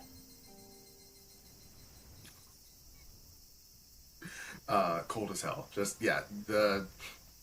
I think it's like you pull open the umbrella and then pull out the shotgun, and just holding it. And he says, "My! I didn't realize it was that kind of party. Should I hit the silent alarm under my desk, or are we going to have a civil conversation amongst old friends?" Baby, that all depends on you. What do you mean, old friends? I met them yesterday. Does that mean we're old acquaintances by now? And you guys are septuagenarians after all. Watch it.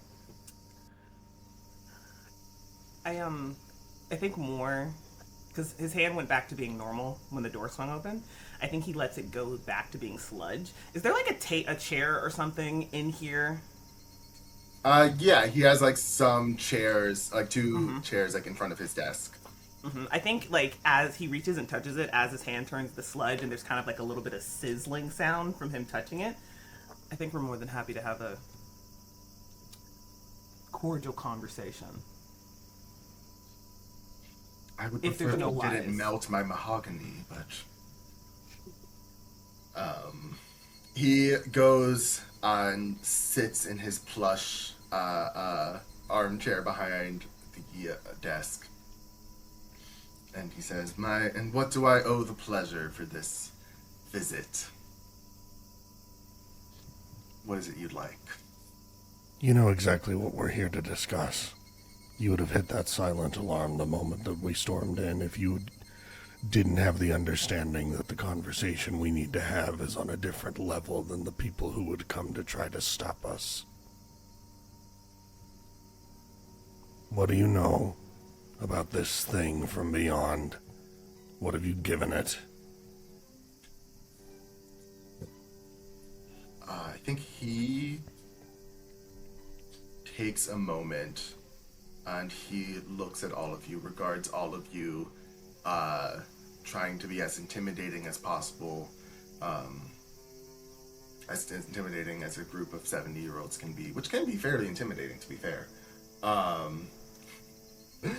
I think I would like one of you, doesn't matter who, to roll a presence roll, with a +1 for the collectivity of you all participating.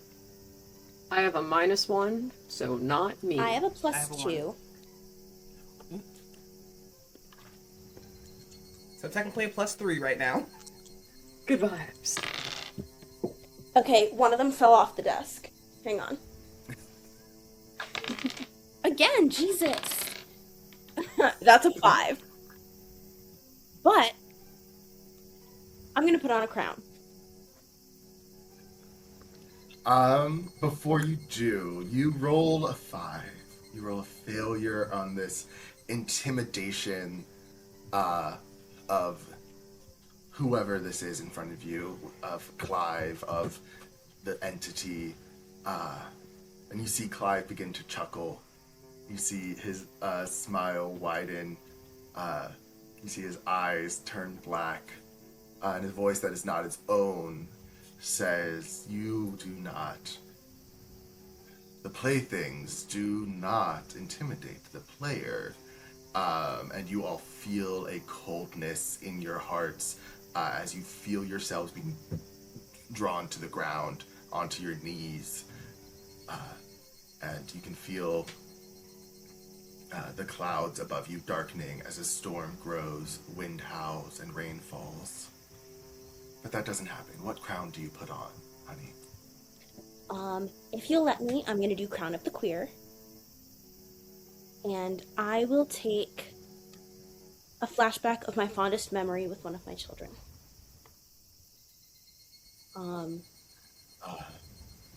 Yeah. Describe to us what that memory is. This is actually my grandson Rashad. He is the oldest of the grandkids. He's the oldest by several years, so for a while it was just him, and his father left him with his grandmother and I. And I used to pick him up early from school. His dad never knew. And I would pick him up for a half day. We would go drive down to the beach, and I would play all the music that I listened to when I was younger and happier. And we would get ice cream, and we would sit on the beach and throw pieces of ice cream cone at the seagulls. And I think that it is that want, not just to feel that happiness again, but to keep Brindlewood Bay a place where other people can feel that happiness without having to give anything in return.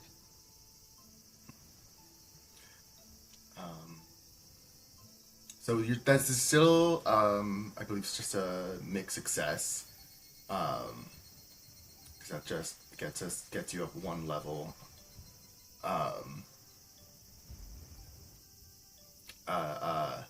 So I'm gonna tell you how this will make you vulnerable. And I think the vulnerability is the fact that at this moment, you don't know anything about Clive. You don't know if he's just a person who made a deal, if he's something more, if he's even human. You don't know if bullets can hurt him. And so you really don't have any leverage. And I think that's the vulnerability you have in this moment. Do you continue with this intimidation tactic?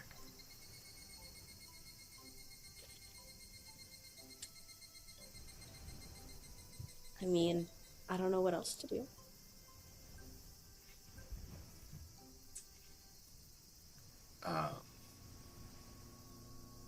You all see Clive lean back in his chair a little bit, cross his legs. He just says, "I gave everything to be where I am now, to be who I am, to be what I am now. I gave everything, mind, body, soul.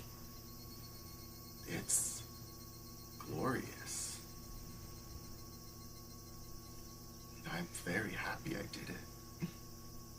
And I would happily offer you the same."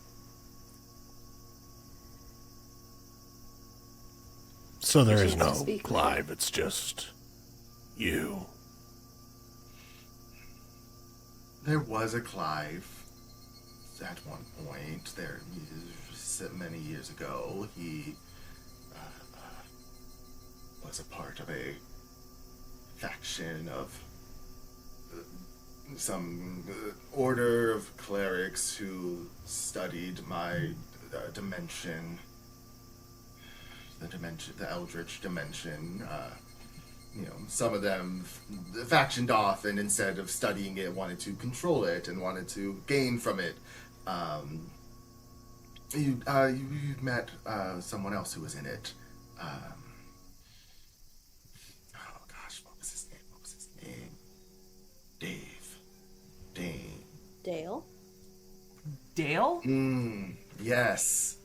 Yes, that. He did my bidding, and then I absorbed his soul. He's somewhere in the ether.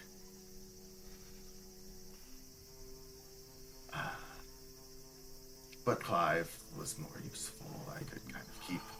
I used him. I've used him as a little bit of a puppet. He is simply felt, and I am his strings. You could do whatever you want to this body, and I'll be fine. Before we get to that part, I have a burning question here. Did Dale know what I was? Dale didn't know anything.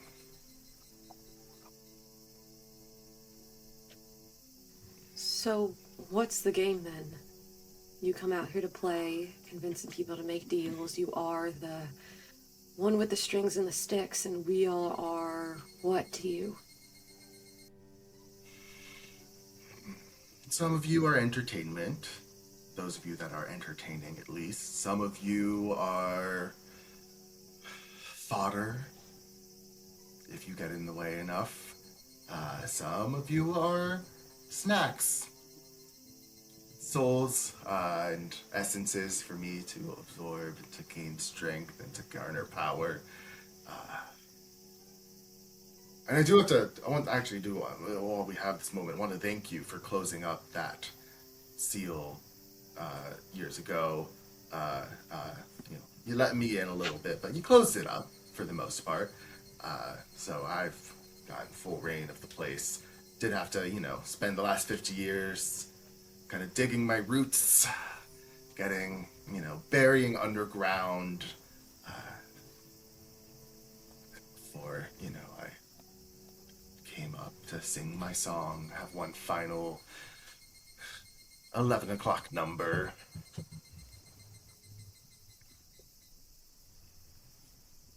I'm gonna consume the world, though.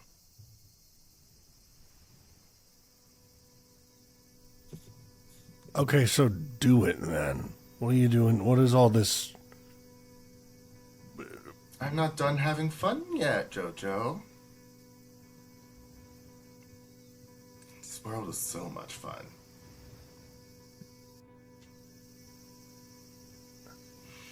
And I know you have your little plan, your little gun, your little camera, and your sludge.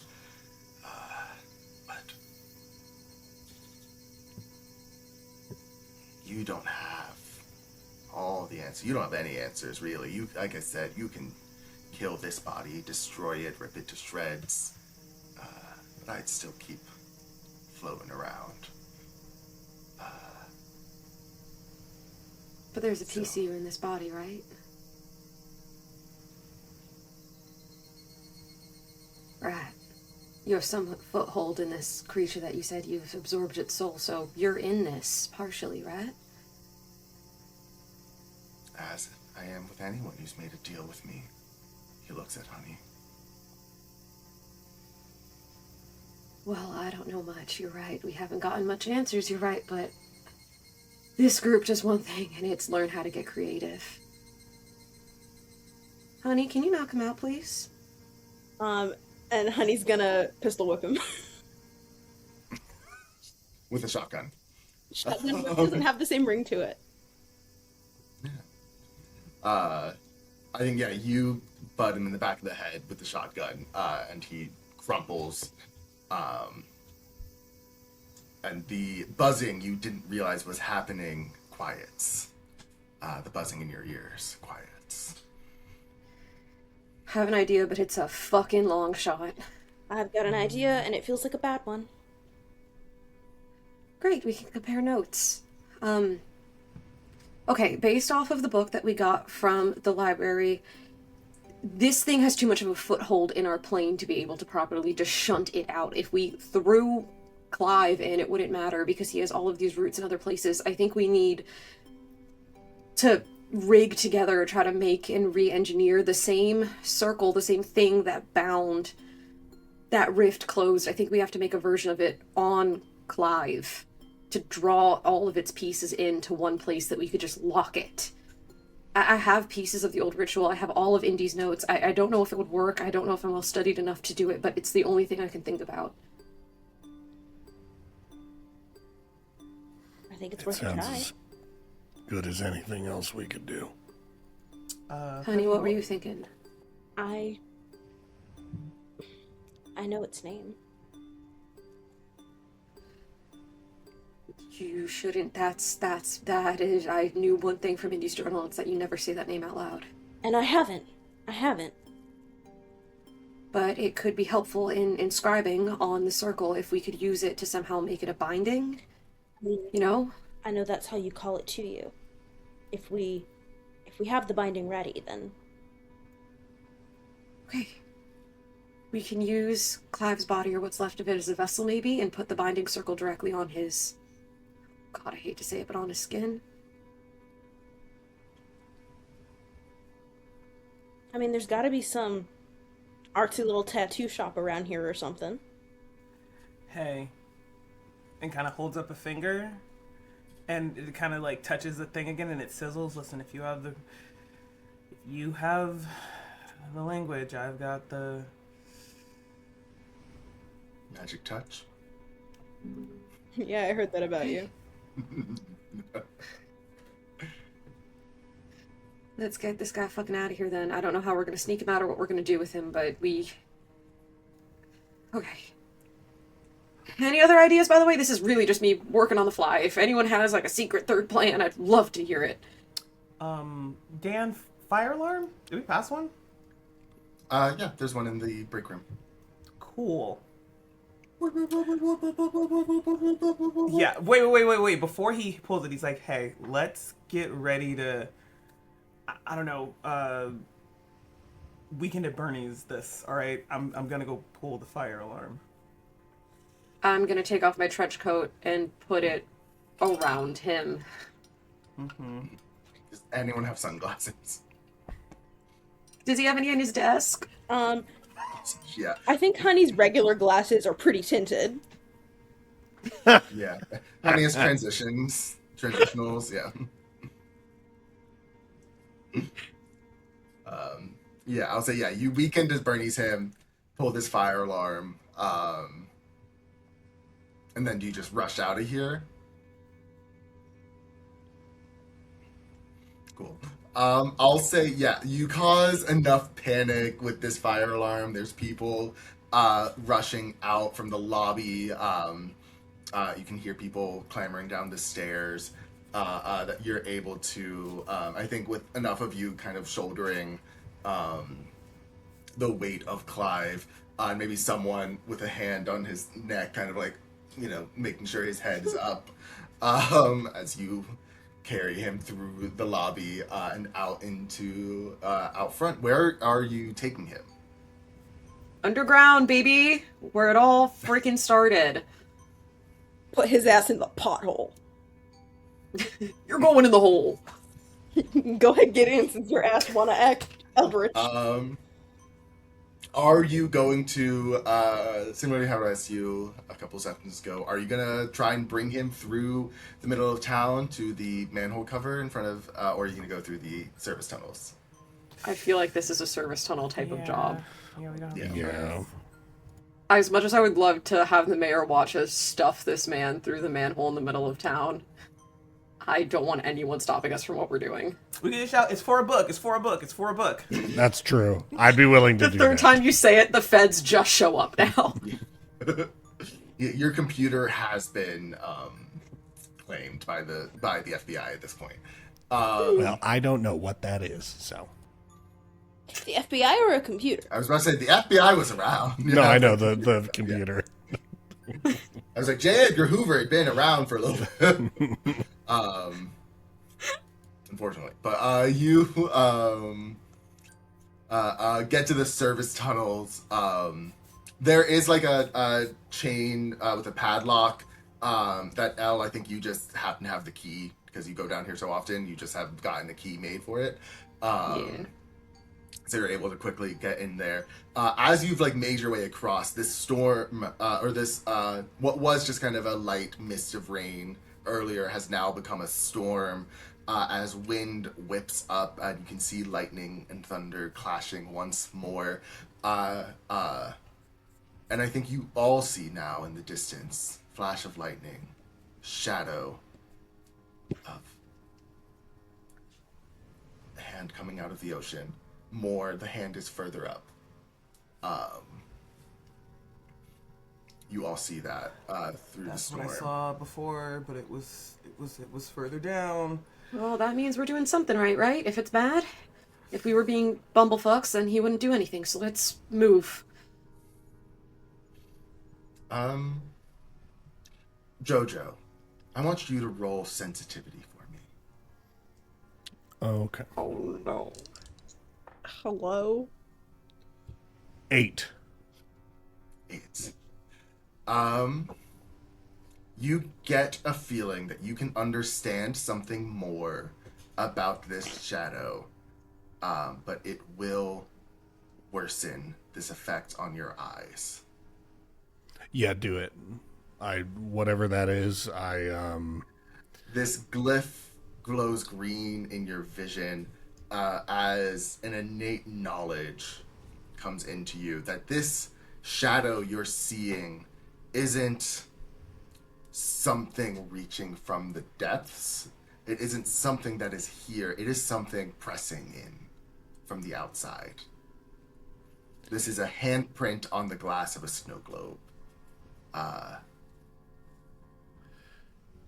Yeah, I was wondering, because it seemed like he kind of phrased being thankful that we shut the door, that he didn't have to fight with anything else for what he's trying to do. So this does feel like a separate entity from Homeboy. And I think you get that innate understanding as well that any messing with this circle risks other things getting in. Got it. But you make your way into the service tunnels. It smells awful. A mix of rainwater and salt and piss. Just like Grandma used to make. As you stumble along in the dark with, I'm assuming, you have like flashlights and stuff. We're moving on. I don't know why you're still on this. Just, what do you mean? What do you mean, just like Grandma used to What the be? fuck was your grandma making, bro? What was she cooking up? My grandmothers, both of them were lovely women, so I can't say anything bad about them. So then where are you getting this information from, Dan? Someone else's grandmother, I don't know. You stumble along. Get in the comments, grandmas. Yeah, get in the comments if your grandma made sewer salt piss soup. You stumble along the service tunnels into the sewers proper. Your old bones aching either from the exertion or from this coming storm. Old injuries flaring up. Or just from being old, god damn it. You make your way down these tunnels. Clive kind of he stays out for the most part. I think Honey got him pretty good. He'll be out for a little bit. And you make it to the center of the circle, to the stone disc, to the cavern that is now covered in cicada husks. Do you guys just jump in with Clive?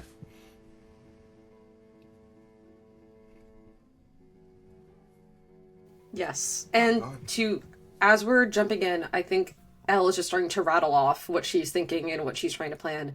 I don't want to mess with the circle. I don't want to remove or do anything, but I think if we mimic the pattern, we can maybe come up with our own. I mean, we're already so tied to this fucking place. I don't know what else is going to make a difference, but we need something like a template to work off of. So I think if we copy down the same glyphs, include its name in it, maybe we could seal this thing in on itself in Clive, so it's in one singular place. Okay. What do we Yeah, do let's do about it. what do we do about the vessel though? Because then it just kind of sounds like it's a waiting game until either Clive dies and it waits it out, or I don't know if there's a way that we do this without opening the circle back up. Well, I do know from the notes that it's very dangerous to kill this thing or push this thing out back onto the other side if it's connected to something else. So if we get it all in one vessel, it might be the only chance we have to actually kill it without having to push it back. Understood. Maybe. Honey, you get kind of a sudden thought in the back of your head when this thing removes its roots from you. You get the feeling that your deal will be undone, and you get the feeling that you will lose this safety that you've had for the last 50 years. You don't know what will happen when suddenly your name becomes tied to, the activities that happened before you came to Roseville Beach. You don't know what the action will be, but you get the feeling that will be reversed.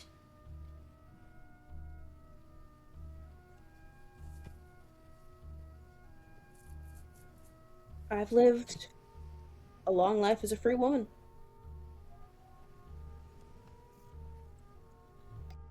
Elle will still write me from prison.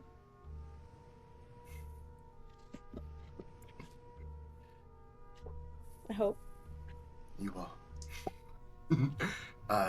all get down into this cavern with Clive. I'm assuming you remove his shirt. Listen, as much skin as we need to show, we will show said skin. And I've always said Yeah. that. I'm going to, and it's like she did 50 years ago, take out her notebook and she's going to flip to the page that I'm trying to find with the circle on it. And I think as much reason as she could in this moment of trying to fit a puzzle together, because this was never something that was such a language or a statement or a phrase that could be translated, but she is going to try to mimic that feeling of something drawing you in, leading you down to be completed, to leave its name as that final piece that was always missing in the version of it that she'd had in her notebook that Vic had looked at, that had given her and Moore and Jojo that same fear, that same idea that they needed to complete something or put something back. She wants to be the entity's name. Question: when was the last time Elle looked at this notebook? Oh, if Like, it's looked at her, this like, page. active... Oh, I think every time she's gone down here to do service checks, she's looked at this page, because it's comparing, has anything changed, have new glyphs appeared. It's been a well-visited and well-looked-at page in her book. So it's been a few years at this point, because you haven't been at the beach for a few years. Yes. You open it up, and you see a little folded piece of paper sitting on top of your drawing. You open that piece up, and you see a note from Vic that essentially just says at the top, I figured it out, beat you to it.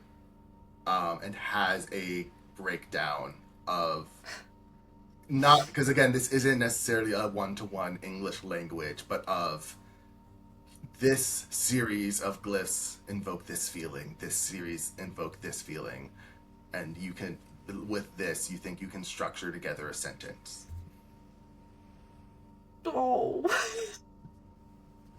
Yeah. I think she just wipes her eyes a little bit. Oh. God, he's brilliant. Yeah, we can fucking get this. More, you ready? Let's do it. Alright. And I'm just gonna start rattling off where to put glyphs, what to draw, and even at the end, whenever we get to its name, I do not want Honey saying it out loud. I will instead ask if she could guide Moore's hand to write out the name on the stomach. So I know it as a series of sounds. Oh! Rather than a thing you can write down. It wasn't like a Maybe. language. Maybe. Then we leave it like it was before, where there's something to be completed and the last thing we do is say it. Maybe that's what the circle needs. I think that feels right. We draw everything in as above, below.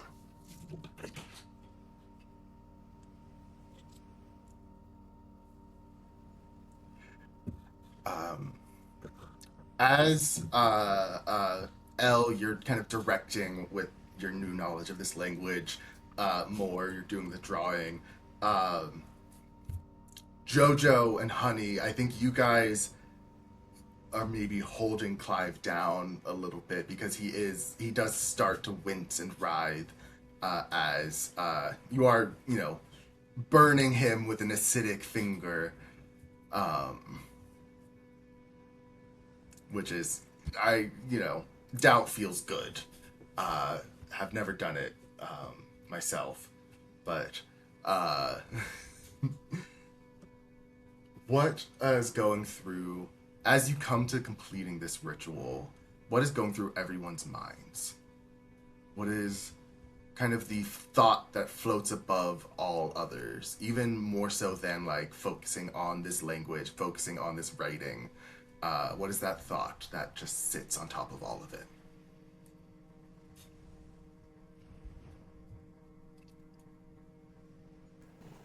That maybe Honey will actually be able to make Elle breakfast the next day.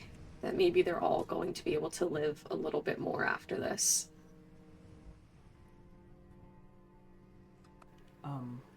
I think more is thinking about what he'll do to protect his friends, as much as he'll miss them if something goes awry. He's got many thousands and thousands of more years to live, and he doesn't want them to miss out on a second of theirs.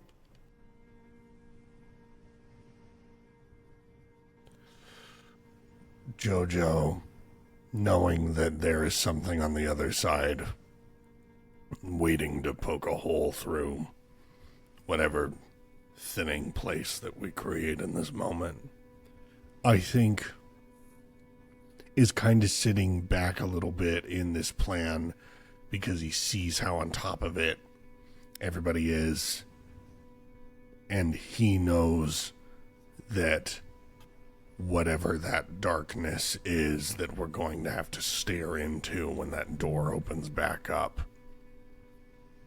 that he's the person who once again will have to look into it and make sure nothing new crawls out,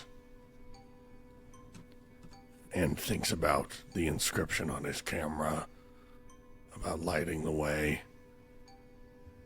and whatever that might mean for watching the back door, as it were. If it takes me with it, I hope they miss me.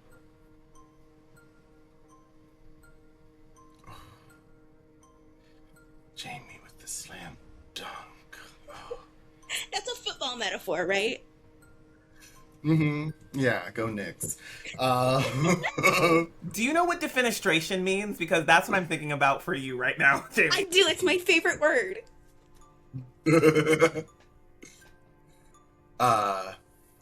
You finish this ritual, or finish this drawing on Clive's chest.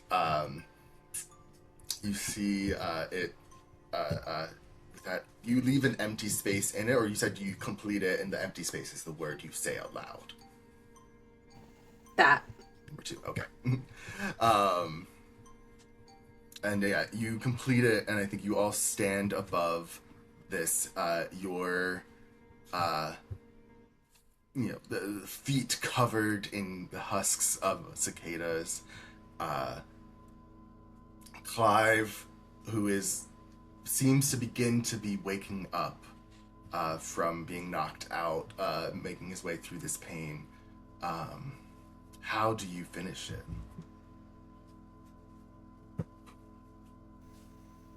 I mean, gotta form a circle. Gotta form a circle. I'll take the hands of my friends, whoever's at my right and left. So we're around this thing, and whenever Honey is ready to pull the rip, I just squeeze their hands, waiting.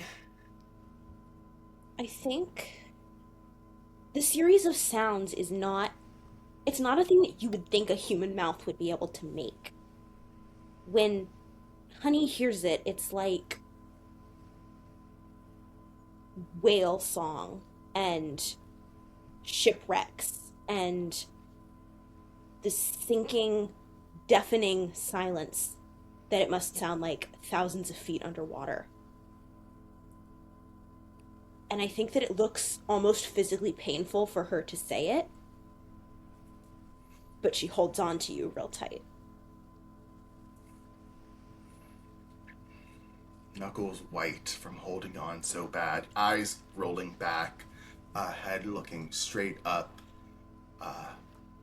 and you say this name, and for just a moment there is silence. And then you hear buzzing as the ground begins to shake. The walls around you shaking as well. You can feel that your inner ears feeling as if pressure is popping. Pressure is changing. Your ears are popping. As you feel almost a down gust as something is being drawn into this room. You can feel being drawn into Clive, and you can hear this buzzing getting louder and louder and louder. You can hear screams in this buzzing, screams of pain, and of torment, and of loss. Honey, you feel like your insides are being ripped out. You inadvertently scream in pain, as this thing is being removed from you, as it clamped on to a piece of your soul and is not being surgically removed, but is being ripped away from you. And you can feel it. You, Honey, you can feel that there's a part of your soul that wants to reach out, grab it, and hold it in place. And you know that would stop this pain. But you know it would keep this entity here.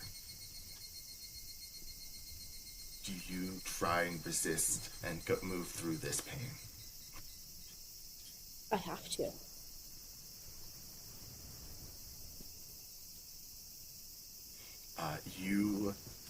This innate part of you that just got so used to a part of this entity latching onto you for the last 50 years. You resist reaching back out. You resist reaching out to this hand that is reaching towards you. As the pain gets bigger and bigger, and you can feel, it feels like the room is swirling around you with wind. And I think there's a moment where it all just stops. Not silence necessarily, but nothingness. Void. As it feels like this entity is here in this room with you, and it is regarding each and every one of you in turn, and is trying to find the weakest link to latch onto for one last fight.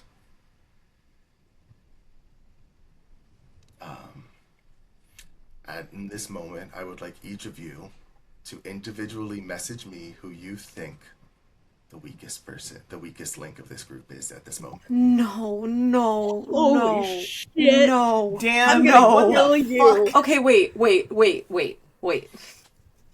Walk with me here. No. Wait. When you say weakest, do you mean... Weakest willed. Oh, Jesus Christ.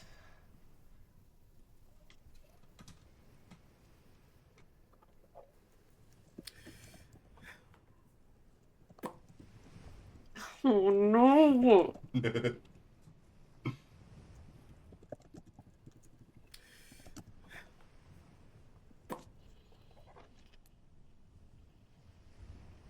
This is so fucked.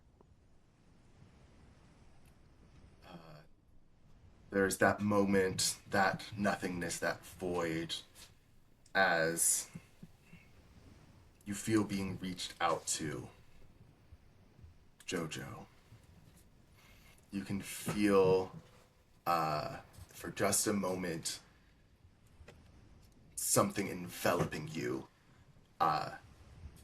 And you're not back in that same void from 50 years ago. You're somewhere different, something with more turmoil, something with more anger.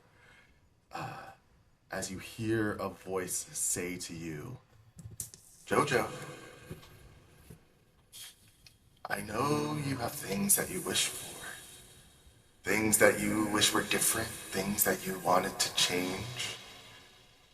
There's stuff that I can help you with. Don't you want help? How would you do that? We could go back, change the last 50 years. You could stay awake. You could stay with more. You can not be alone, not leave him alone. You could see your mom before she died. Meet your nephews.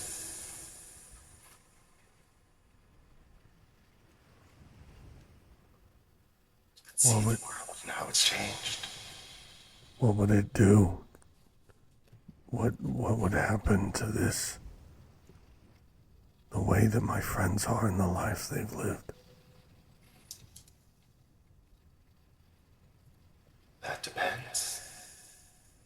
If we go back, that's up to you. You can, if you want to change, if you want to change their paths too, you can.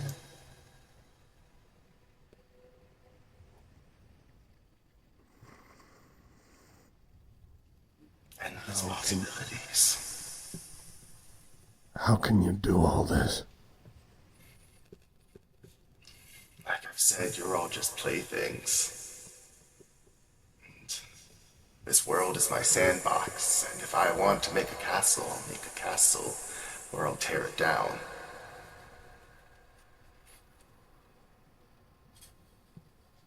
What's the worst mistake you've ever made?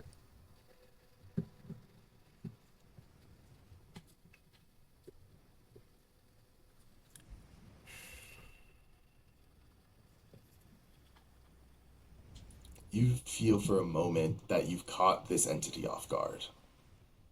And like you know that he wasn't expecting that question. It wasn't expecting any questions like that. And you hear it say, do you want honesty? Yes.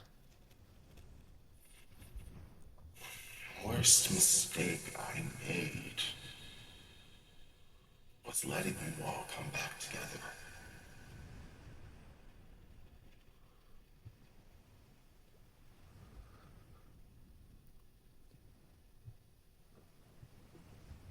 How selfish of you. I've already made mine. I'm not doing that again.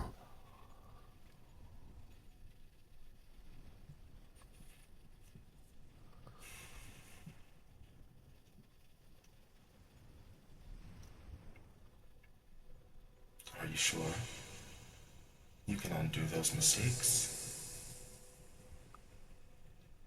We'll never have to make them again. No consequences.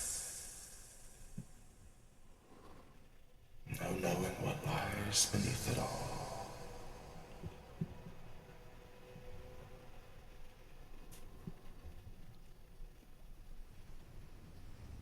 I have to live with the things I've done. And you have to live with the things that we do. And you know it doesn't ever change. It says so much and contains so much life in a single moment, and there's nothing you can do to go back and change it once it's been developed and put together through all the little moments that lead to that single space in time is a picture. And I think right now, with you getting exactly what you deserve, is a picture-perfect moment. And for this small, little good thing that I can do, I am the master of time, and I uninvite you from this place. And I want to hold my camera up and turn the flash on and capture this thing in its moment of defeat. With a flash of light, you banish this being into the vessel of Clive. You see the sigils drawn on glow. Not a sickly green, not something otherworldly and disturbing, but a warm glow. As feels the darkness sucked out of this room, the pressure relieved, and then silence, and then darkness as the glowing stops, and this entity is sealed away.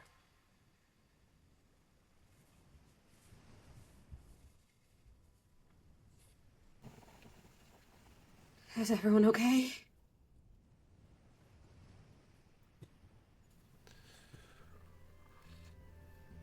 Dan, how can Jojo check to make sure that whatever other things are, well, no, so have we just sealed away this entity into Clive, right? Okay.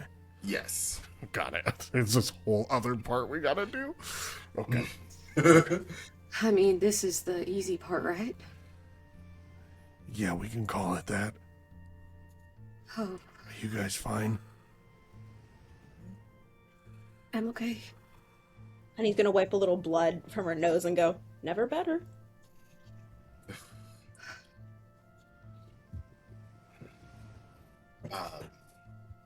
So what do you do with this essentially eldritchly irradiated Clive lying in front of you? Question. From what we've gathered, do we know what would happen if we just killed Clive? Like, does killing Clive as the vessel deal with the entity? Or is that essentially opening it back up? I think you don't know. I think you have hodgepodge together a ritual from 150-year-old notes from a man whose sanity you aren't sure of. So you don't know if killing the man that you just shoved an eldritch being into would be bad. One more question. We have one really cool thing left that we haven't used this session. Could we always forget the name of it. It's the crown that we all get, where we could do it once per session. Try to kill this thing. Just, I mean, I don't know, like, I don't know.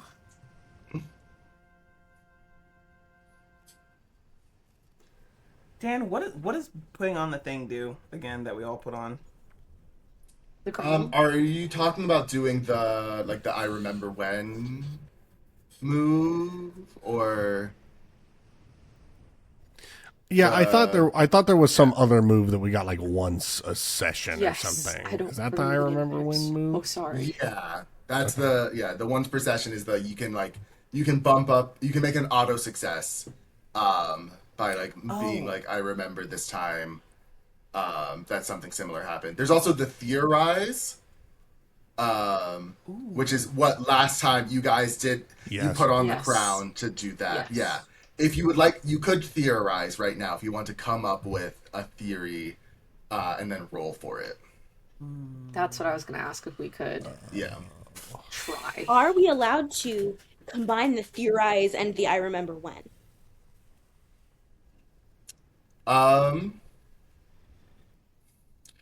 Normally, I don't think you can, but if you tell me a really good story, I'll allow it. 'Cause I'm a sucker for old people telling a story. First part, the theorize, right? I think, okay. So the seal got broken. We broke the seal. Wait. The seal got broken one way or the other. We did it, Dale did it, whatever. The seal got broken. The door was opened, or at least left ajar at that point. And then we put it back in. We put the seal back in and completed the thing. Looking down at the body, Dan, did we place runes on every part of the skin? Like, did we place it on the face? Like, is there anywhere we didn't place it that if we were to, like, stab a person there, they would die, but it wouldn't break the like actual pattern? wording? Yeah, the pattern on the body. I'll say you mostly put the pattern on his chest and stomach. Cool. Which of course is where all the vital organs are that you would, you stab and they die. But like you can also literally like chop yeah, off the head. like cut Just in the blow his neck face doing off, that. honestly. Yeah. Go for an artery. We have a shotgun. We have a shotgun. We can just... Anyway, sorry, not to get graphic. Okay, so here's more, or I think, given the fact that we know, even if you remove a part of it, as long as you put it back in, it doesn't permanently break it. So if we kill this guy in a way that does not break the patterning, I theorize that would work, because it's essentially like the pattern is still solid. We're ensuring this thing stays binded to this thing, so when it dies with it. Or if it doesn't die, we've at least incapacitated the body, and it can't like get up and walk around. We just have to leave it down here. Whole new era of people who have to watch this place. It doesn't just end with Vic and me checking in on it. I mean, Probably just gonna have to have that happen anyway. yeah. Ray's next up. He knows what to do.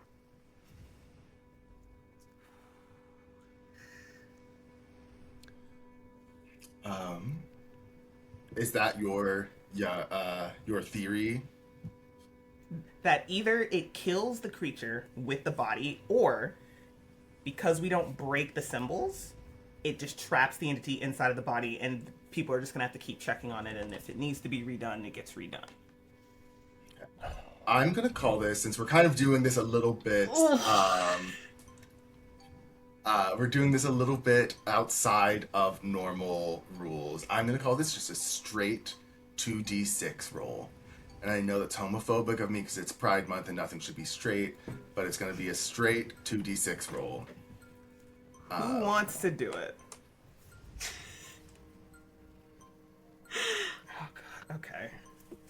Unless you want my cursed No, pig die to make no, a return. you stay the fuck over Sid, there, set your Sid. dice down. Sid, I like you a lot. Hell, I'd even say I love you, but You keep your hands. You keep your hands where I can see them. Raise your hands back up. You love me? Oh my god! Put your hands up. Put your hands up. I want to see those hands at Jay? all times. Oh my god! I'm Dan. Cut that. And leave that in. It's Pride Month.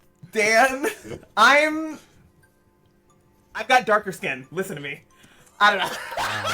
Okay, but you have Not to cut reverse that. colorism. Wow. Wow. Oh, cut that. My hands are up, my hands are up, my hands are up. So I said reverse colors. Okay, guys. Sending good thoughts. You got it. Dear It's Heavenly Lord Father, please and thank you. Whoa. That's what you get No. for praying to Jesus. yeah. It failed. He brought Christianity. Yeah, straight up. This is the Christian God's fault. This is Okay. Abrahamic religion's fault. Literally. Period. But tell a really good story. Tell a really good story. You got it, babe. You could lock in on that. You want me to do it? Okay. Yes, you can do it. Yes. What if we all Okay. tell I it mean, together? yeah. You So could tell it first- together. Yeah. Okay, great. Because I rolled a 4, a 3 and a 1. Put your hands up where I can see them. I was rolling like dynamite the whole night, and then this one time, the next one would have been an 8. Fuck you, you stupid fucking dice. I'm gonna kill Can you. I What'd you just call me? make a request?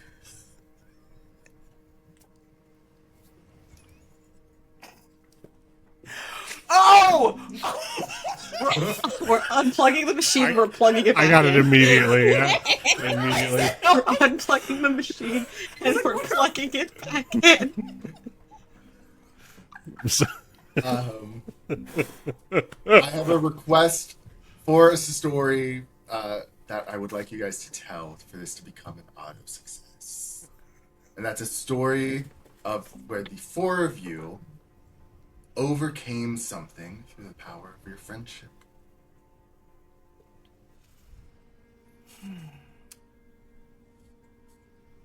Can we talk about it over table before we dive into it? I'm gonna say no. You have to improv it. Well, Okay. and you can pass it on to someone whenever you want. Individual stories of like one of us or a group. I think a group story of all 4 of you together. Oh. Yeah.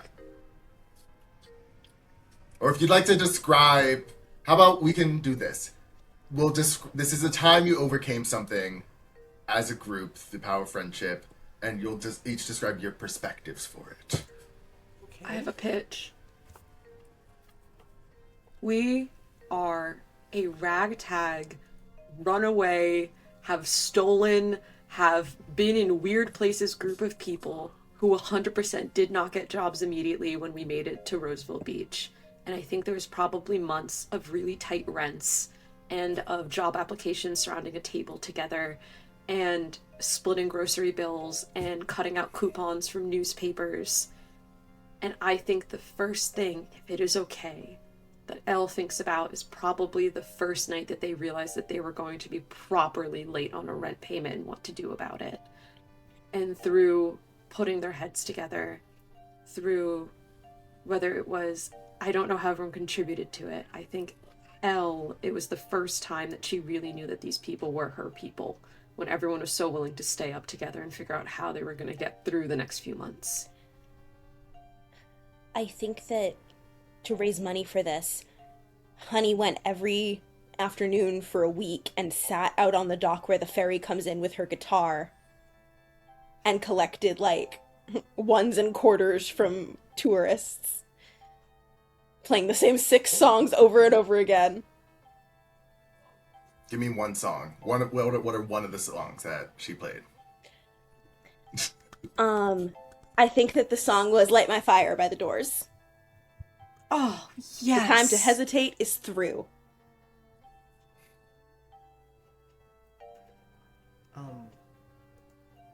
I think in this actual moment of like, how are we gonna do this, even with the reduced rent that Moore got, because I think at this point he has spent all of the money real Moore actually had at this point.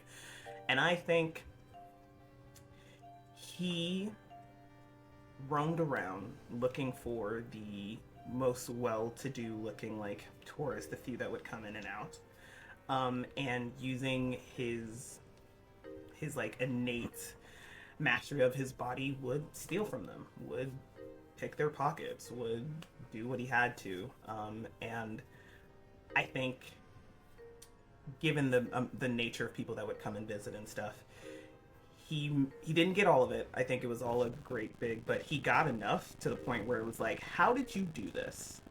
And I think it was when that was asked, that was the first moment he ever shared with them that he wasn't fully a person.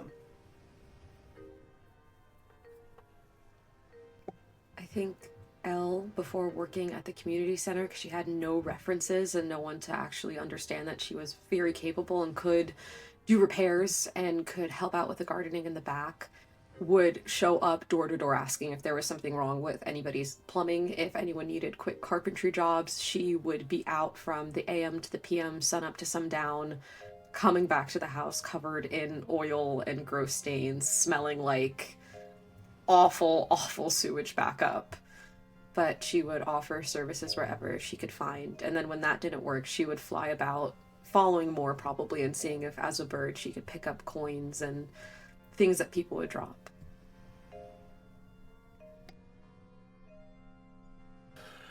Jojo just worked himself to death at the bar, I think. I think he would work just opening and closing shifts and just kind of tried to stick himself where he felt the most reliable, rather than trying to, stretch what little skill he considered that he had. But when that kind of wasn't enough, I think he started trying to sell his photos to bar patrons.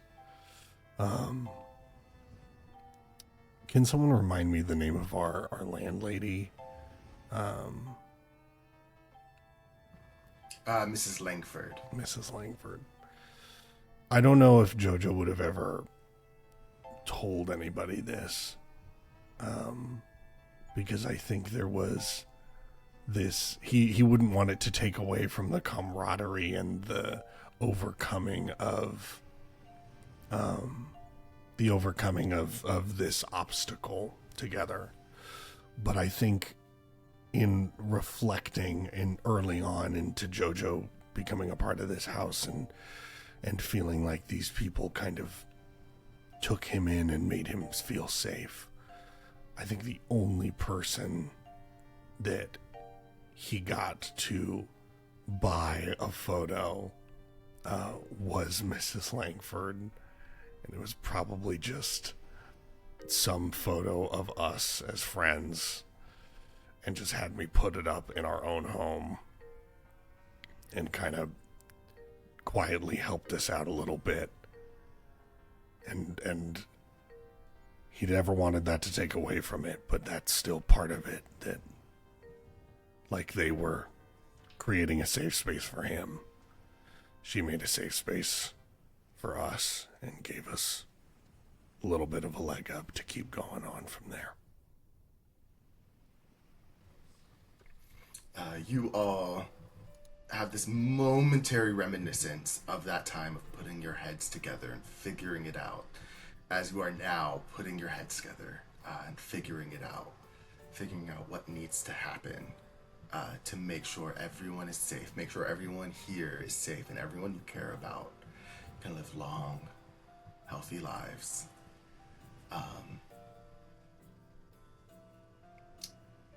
And I'm gonna say, to avoid the scene of one of you brutally cutting the throat of this prostrate man, you see the light leave Clive's eyes as he's overcome with the internal injuries that I'm sure come with absorbing an entire eldritch entity into your being. You check his pulse, and he is gone. The circle is complete.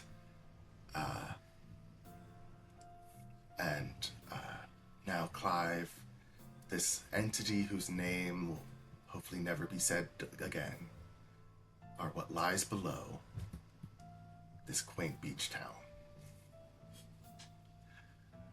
I would love to run some post-credit scenes.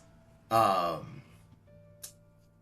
and Moore, you go to Ahmad, and do this reveal of who, actually wrote the books. Ahmad is flabbergasted, has a bajillion questions for you more, and talks about it. And he, at one point, does say, hold on a second, but because you've lived here for a long time, more, because I know you were Vic's husband, and he was here for forever. So you were writing them here, and Mr. Oskovitz was going out doing the tour stuff. Mm-hmm. Oh wow, that's great. I'm sure that was probably good. Yeah, no, love that.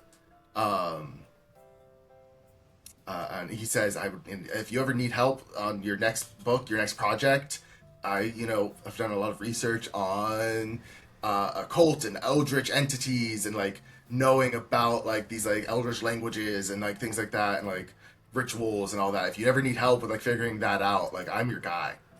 I'm gonna have to square away the rest of the world knowing it's me. I think I'm ready for that, but I'll talk to you afterwards. I've got being here amongst friends has given me an idea for a sequel to the Circle.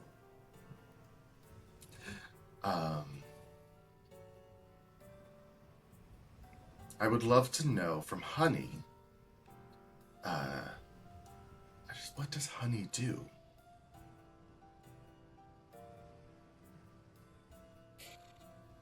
I think that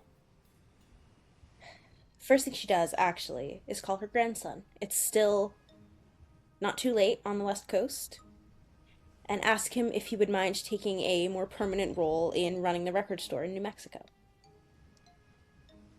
And then I think that she would do a little calling around and see if maybe there's a little storefront in Brindlewood Bay.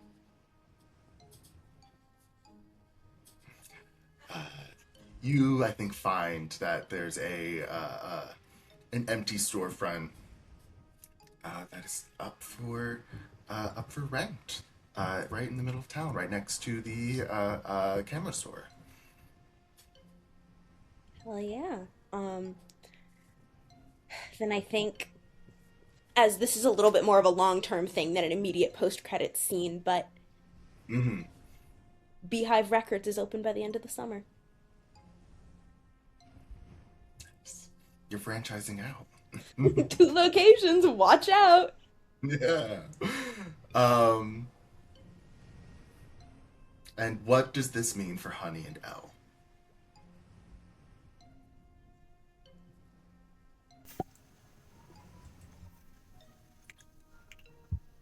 I mean, I think if Elle can wake up the next day, she tiptoes with her heart in her throat to go to Honey's room, because there's an image of an empty room in her mind that is playing over. And if she walks in there and can see Honey stretching awake with her bonnet on, she starts to imagine the next 2 decades of her life and what it might look like waking up next to that every single morning. I think that in the immediate, Honey is sitting up and working on the crossword. She got up and got the newspaper so she could get at the crossword before everybody else. She's got her cheaters on, and she'd go, "Hey, baby, do you know a 4-letter word for a bad sign? I cannot think of one, and I need your help." I would go with crow for that. Always a good sign to me. Yeah, and I think Elle, with her connections and everything she's done, would work with her son in seeing what it would look like to get a fake ID for Honey. and working very hard as much as she can to make sure everything in the books for Beehive Records is under her name legally, so Honey doesn't have to worry about it going back under hers. Can I add one thing? Moore never fully forgives JoJo. They do build their friendship back up to a certain point, but it never gets back to Moore calling JoJo his best friend. And once a year, on, I think it's twice a year, on Jocelyn's birthday and the day that she died, JoJo knows that he has to stay clear of Moore. He is just inconsolable on those days, and it just gets worse when he sees JoJo.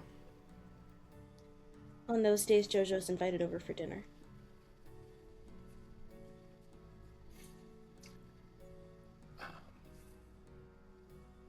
I want to know, I have a couple questions for each of you about how your character ends. For instance, JoJo, I want to know, what is the last picture you take?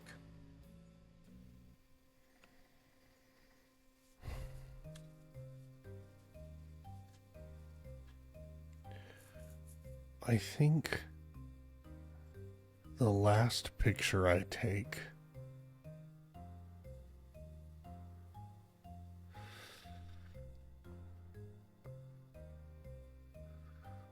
I think that there's a morning where everything is just kind of quiet. And I think it's funny enough, I actually think it's shortly after what we've done here in, sealing away this threat. It's maybe like a week or two after that JoJo's walking along the beach, and the night before I think he went to go get photos developed. And particularly JoJo wants to see what the hell the photo was of the thing, that picture that he took of this being from beyond and whatever it may look like. And if I have the ability to say so, I think it's the clearest picture of nothingness. It is horrifying for all the times that JoJo has spent swimming through the endless abyss and longing for that. I think it is the most honest and ugliest picture of loneliness and emptiness that there is. And he kind of sits on the beach and looks at that. And then he looks up at the only place that he's ever called a home. And as he kind of starts to rip up this picture of the endless nothing, I think he picks up the camera, knowing that if not all of his friends, then some of them are inside, but all of them are bound there in this place. He instead takes a picture of everything.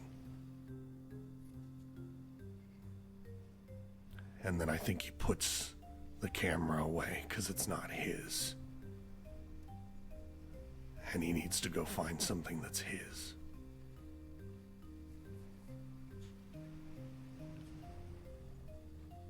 Do you think he does? Find something that's his? I think he stays in Brindlewood. And I think that it's quiet and limited, and there's a lot of dead ends that he kind of hits just with the life that he chose not to live. But I think just being around the most important people to him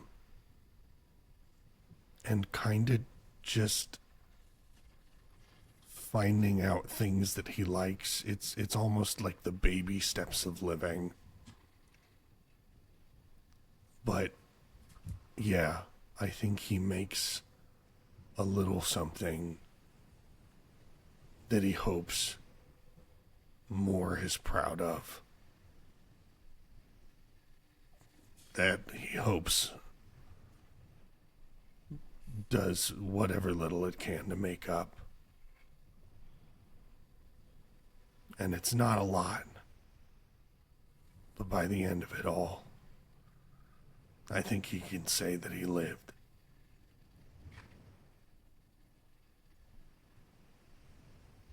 I think when the end does come for Jojo, he goes surrounded by friends and surrounded by everything.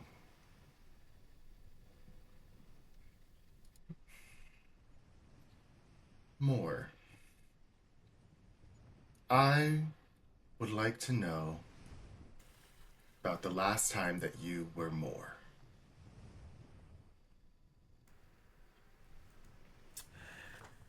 Whew.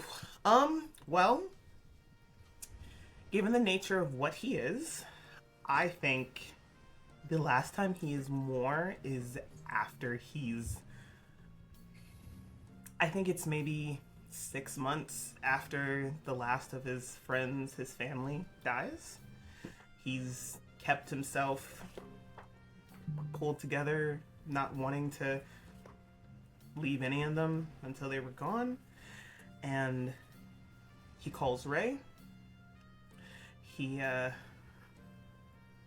calls Ray, he says goodbye, and then he asks him to walk with him. And he walks down the beach to a little cave, which has just deep inside of it this just straight drop. He hugs Ray one more time, and then separates himself fully, and his sludge form just kind of slowly makes its way back into the pool that he'd always been a part of. Satisfied in having spent all these years with his friends and ready to take a break again. You spent years as more. You spent more time as Jojo than you did as more. But more was comfort to you. More felt like home to you.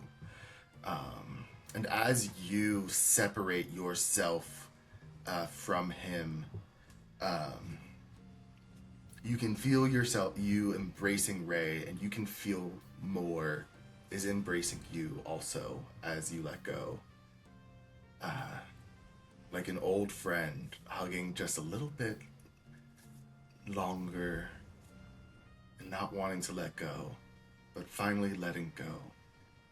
Because for more, you were, in these last few years, a place of comfort for him to grieve. And you were a warm embrace, not just for him, but for everyone around you.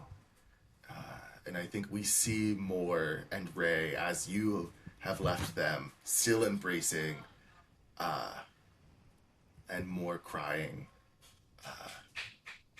And I think you leave knowing that with Ray and with some of these young folks, everything's in good hands. Honey, I want to know, what is the last song Honey listens to?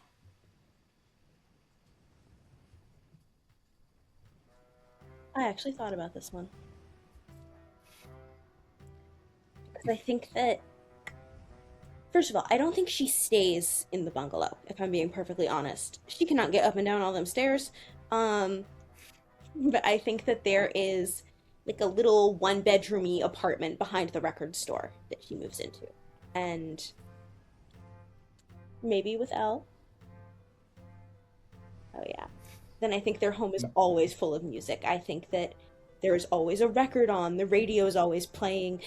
Her grandson showed her this thing called Spotify, and she can make a playlist. So there's always music. And I think that the last song she plays is by the Talking Heads. I think it's This Must Be the Place.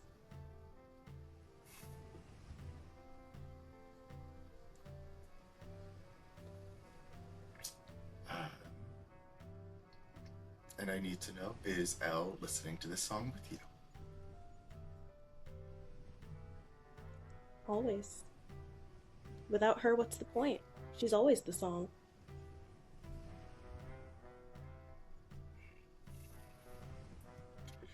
And I think you listen to this song. No more words need to be exchanged between you. No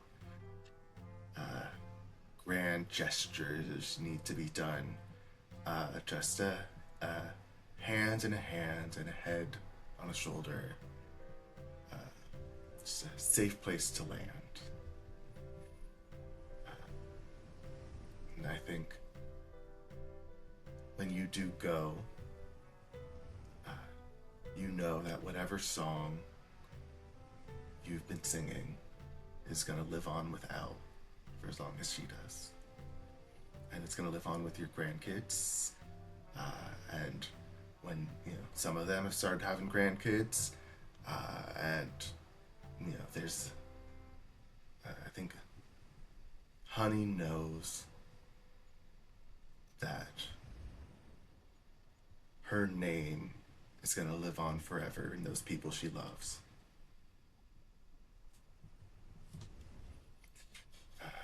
Elle, you, over the coming years after this incident, you notice something in May, your granddaughter. You notice something that you're familiar with because you went through the same thing when you were a little one. As little black feathers began to be left about, as she, maybe wanted to take flight a little bit.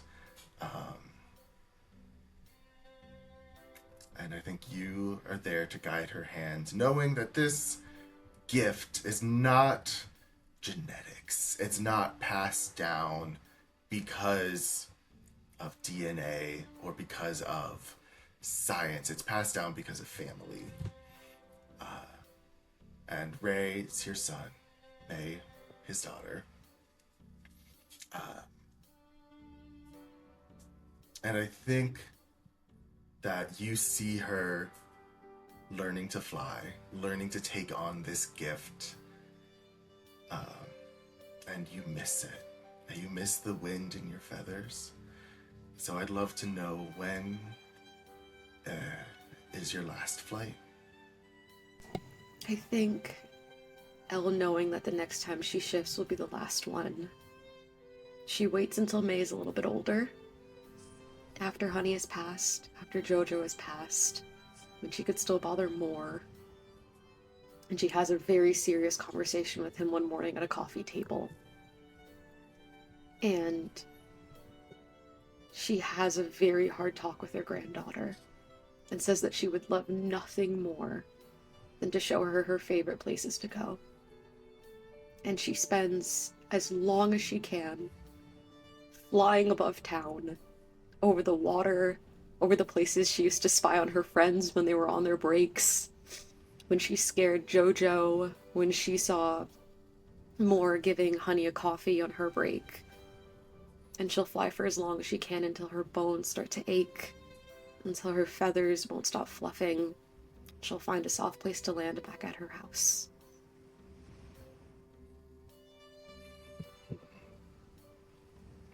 return home, you can look over the whole beach and the whole island. You can see Ray, and you can see the next generation of watchers, of those looking after the weird things here at the beach. You can see Lydia with her magic cameras. You can see Ahmad with his knowledge of the occult and eldritch beings, and May spreading her wings. You can see her flying off into the sunset as you lay your head to sleep. And that has been What Lies Below.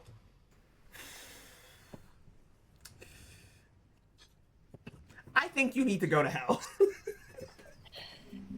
We could have just left it at everybody being happy, nobody being dead. Fuck you and that light change. I genuinely want to thank each and every one of you for watching this. This has been such a fun series to create.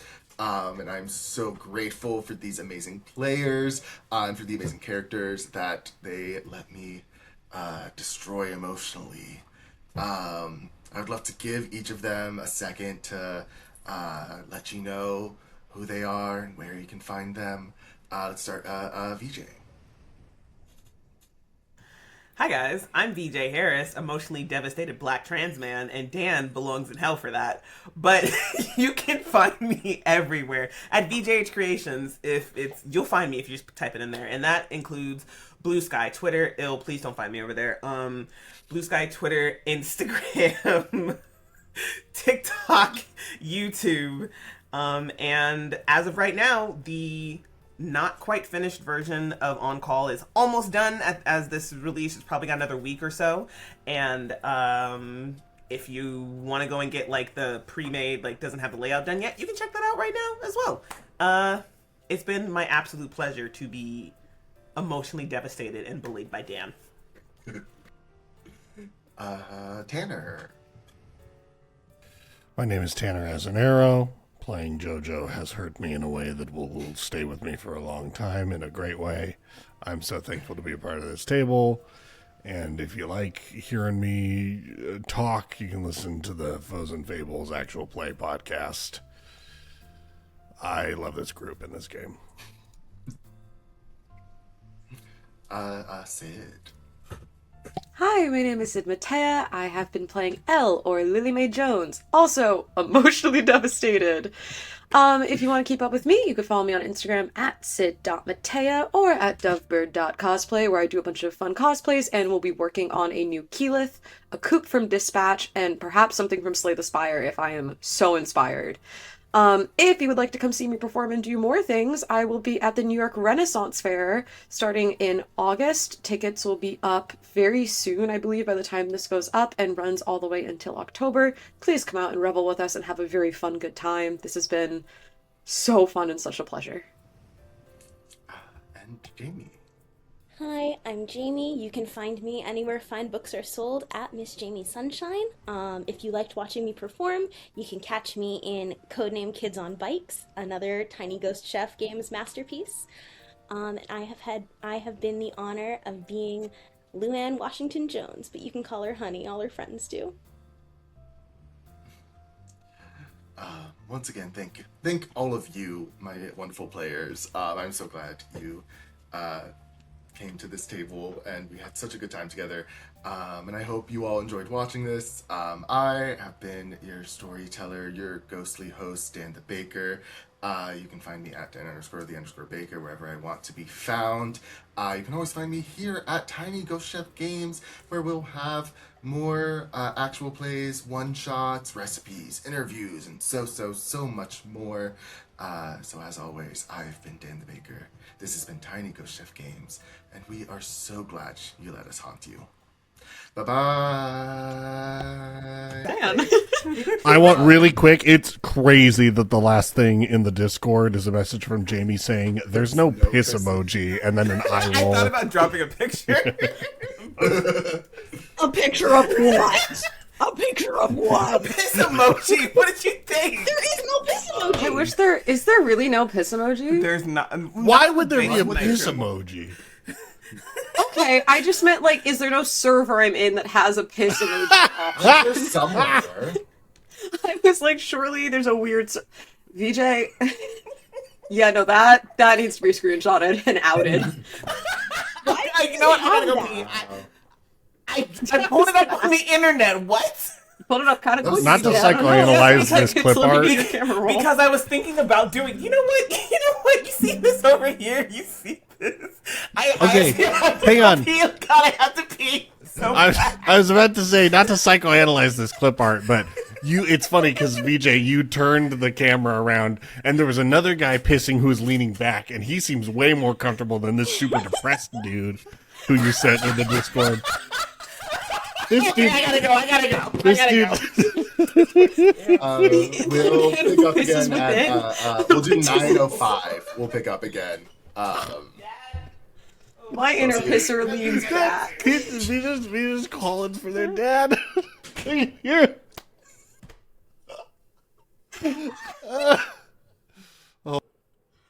Holy fuck, I can't.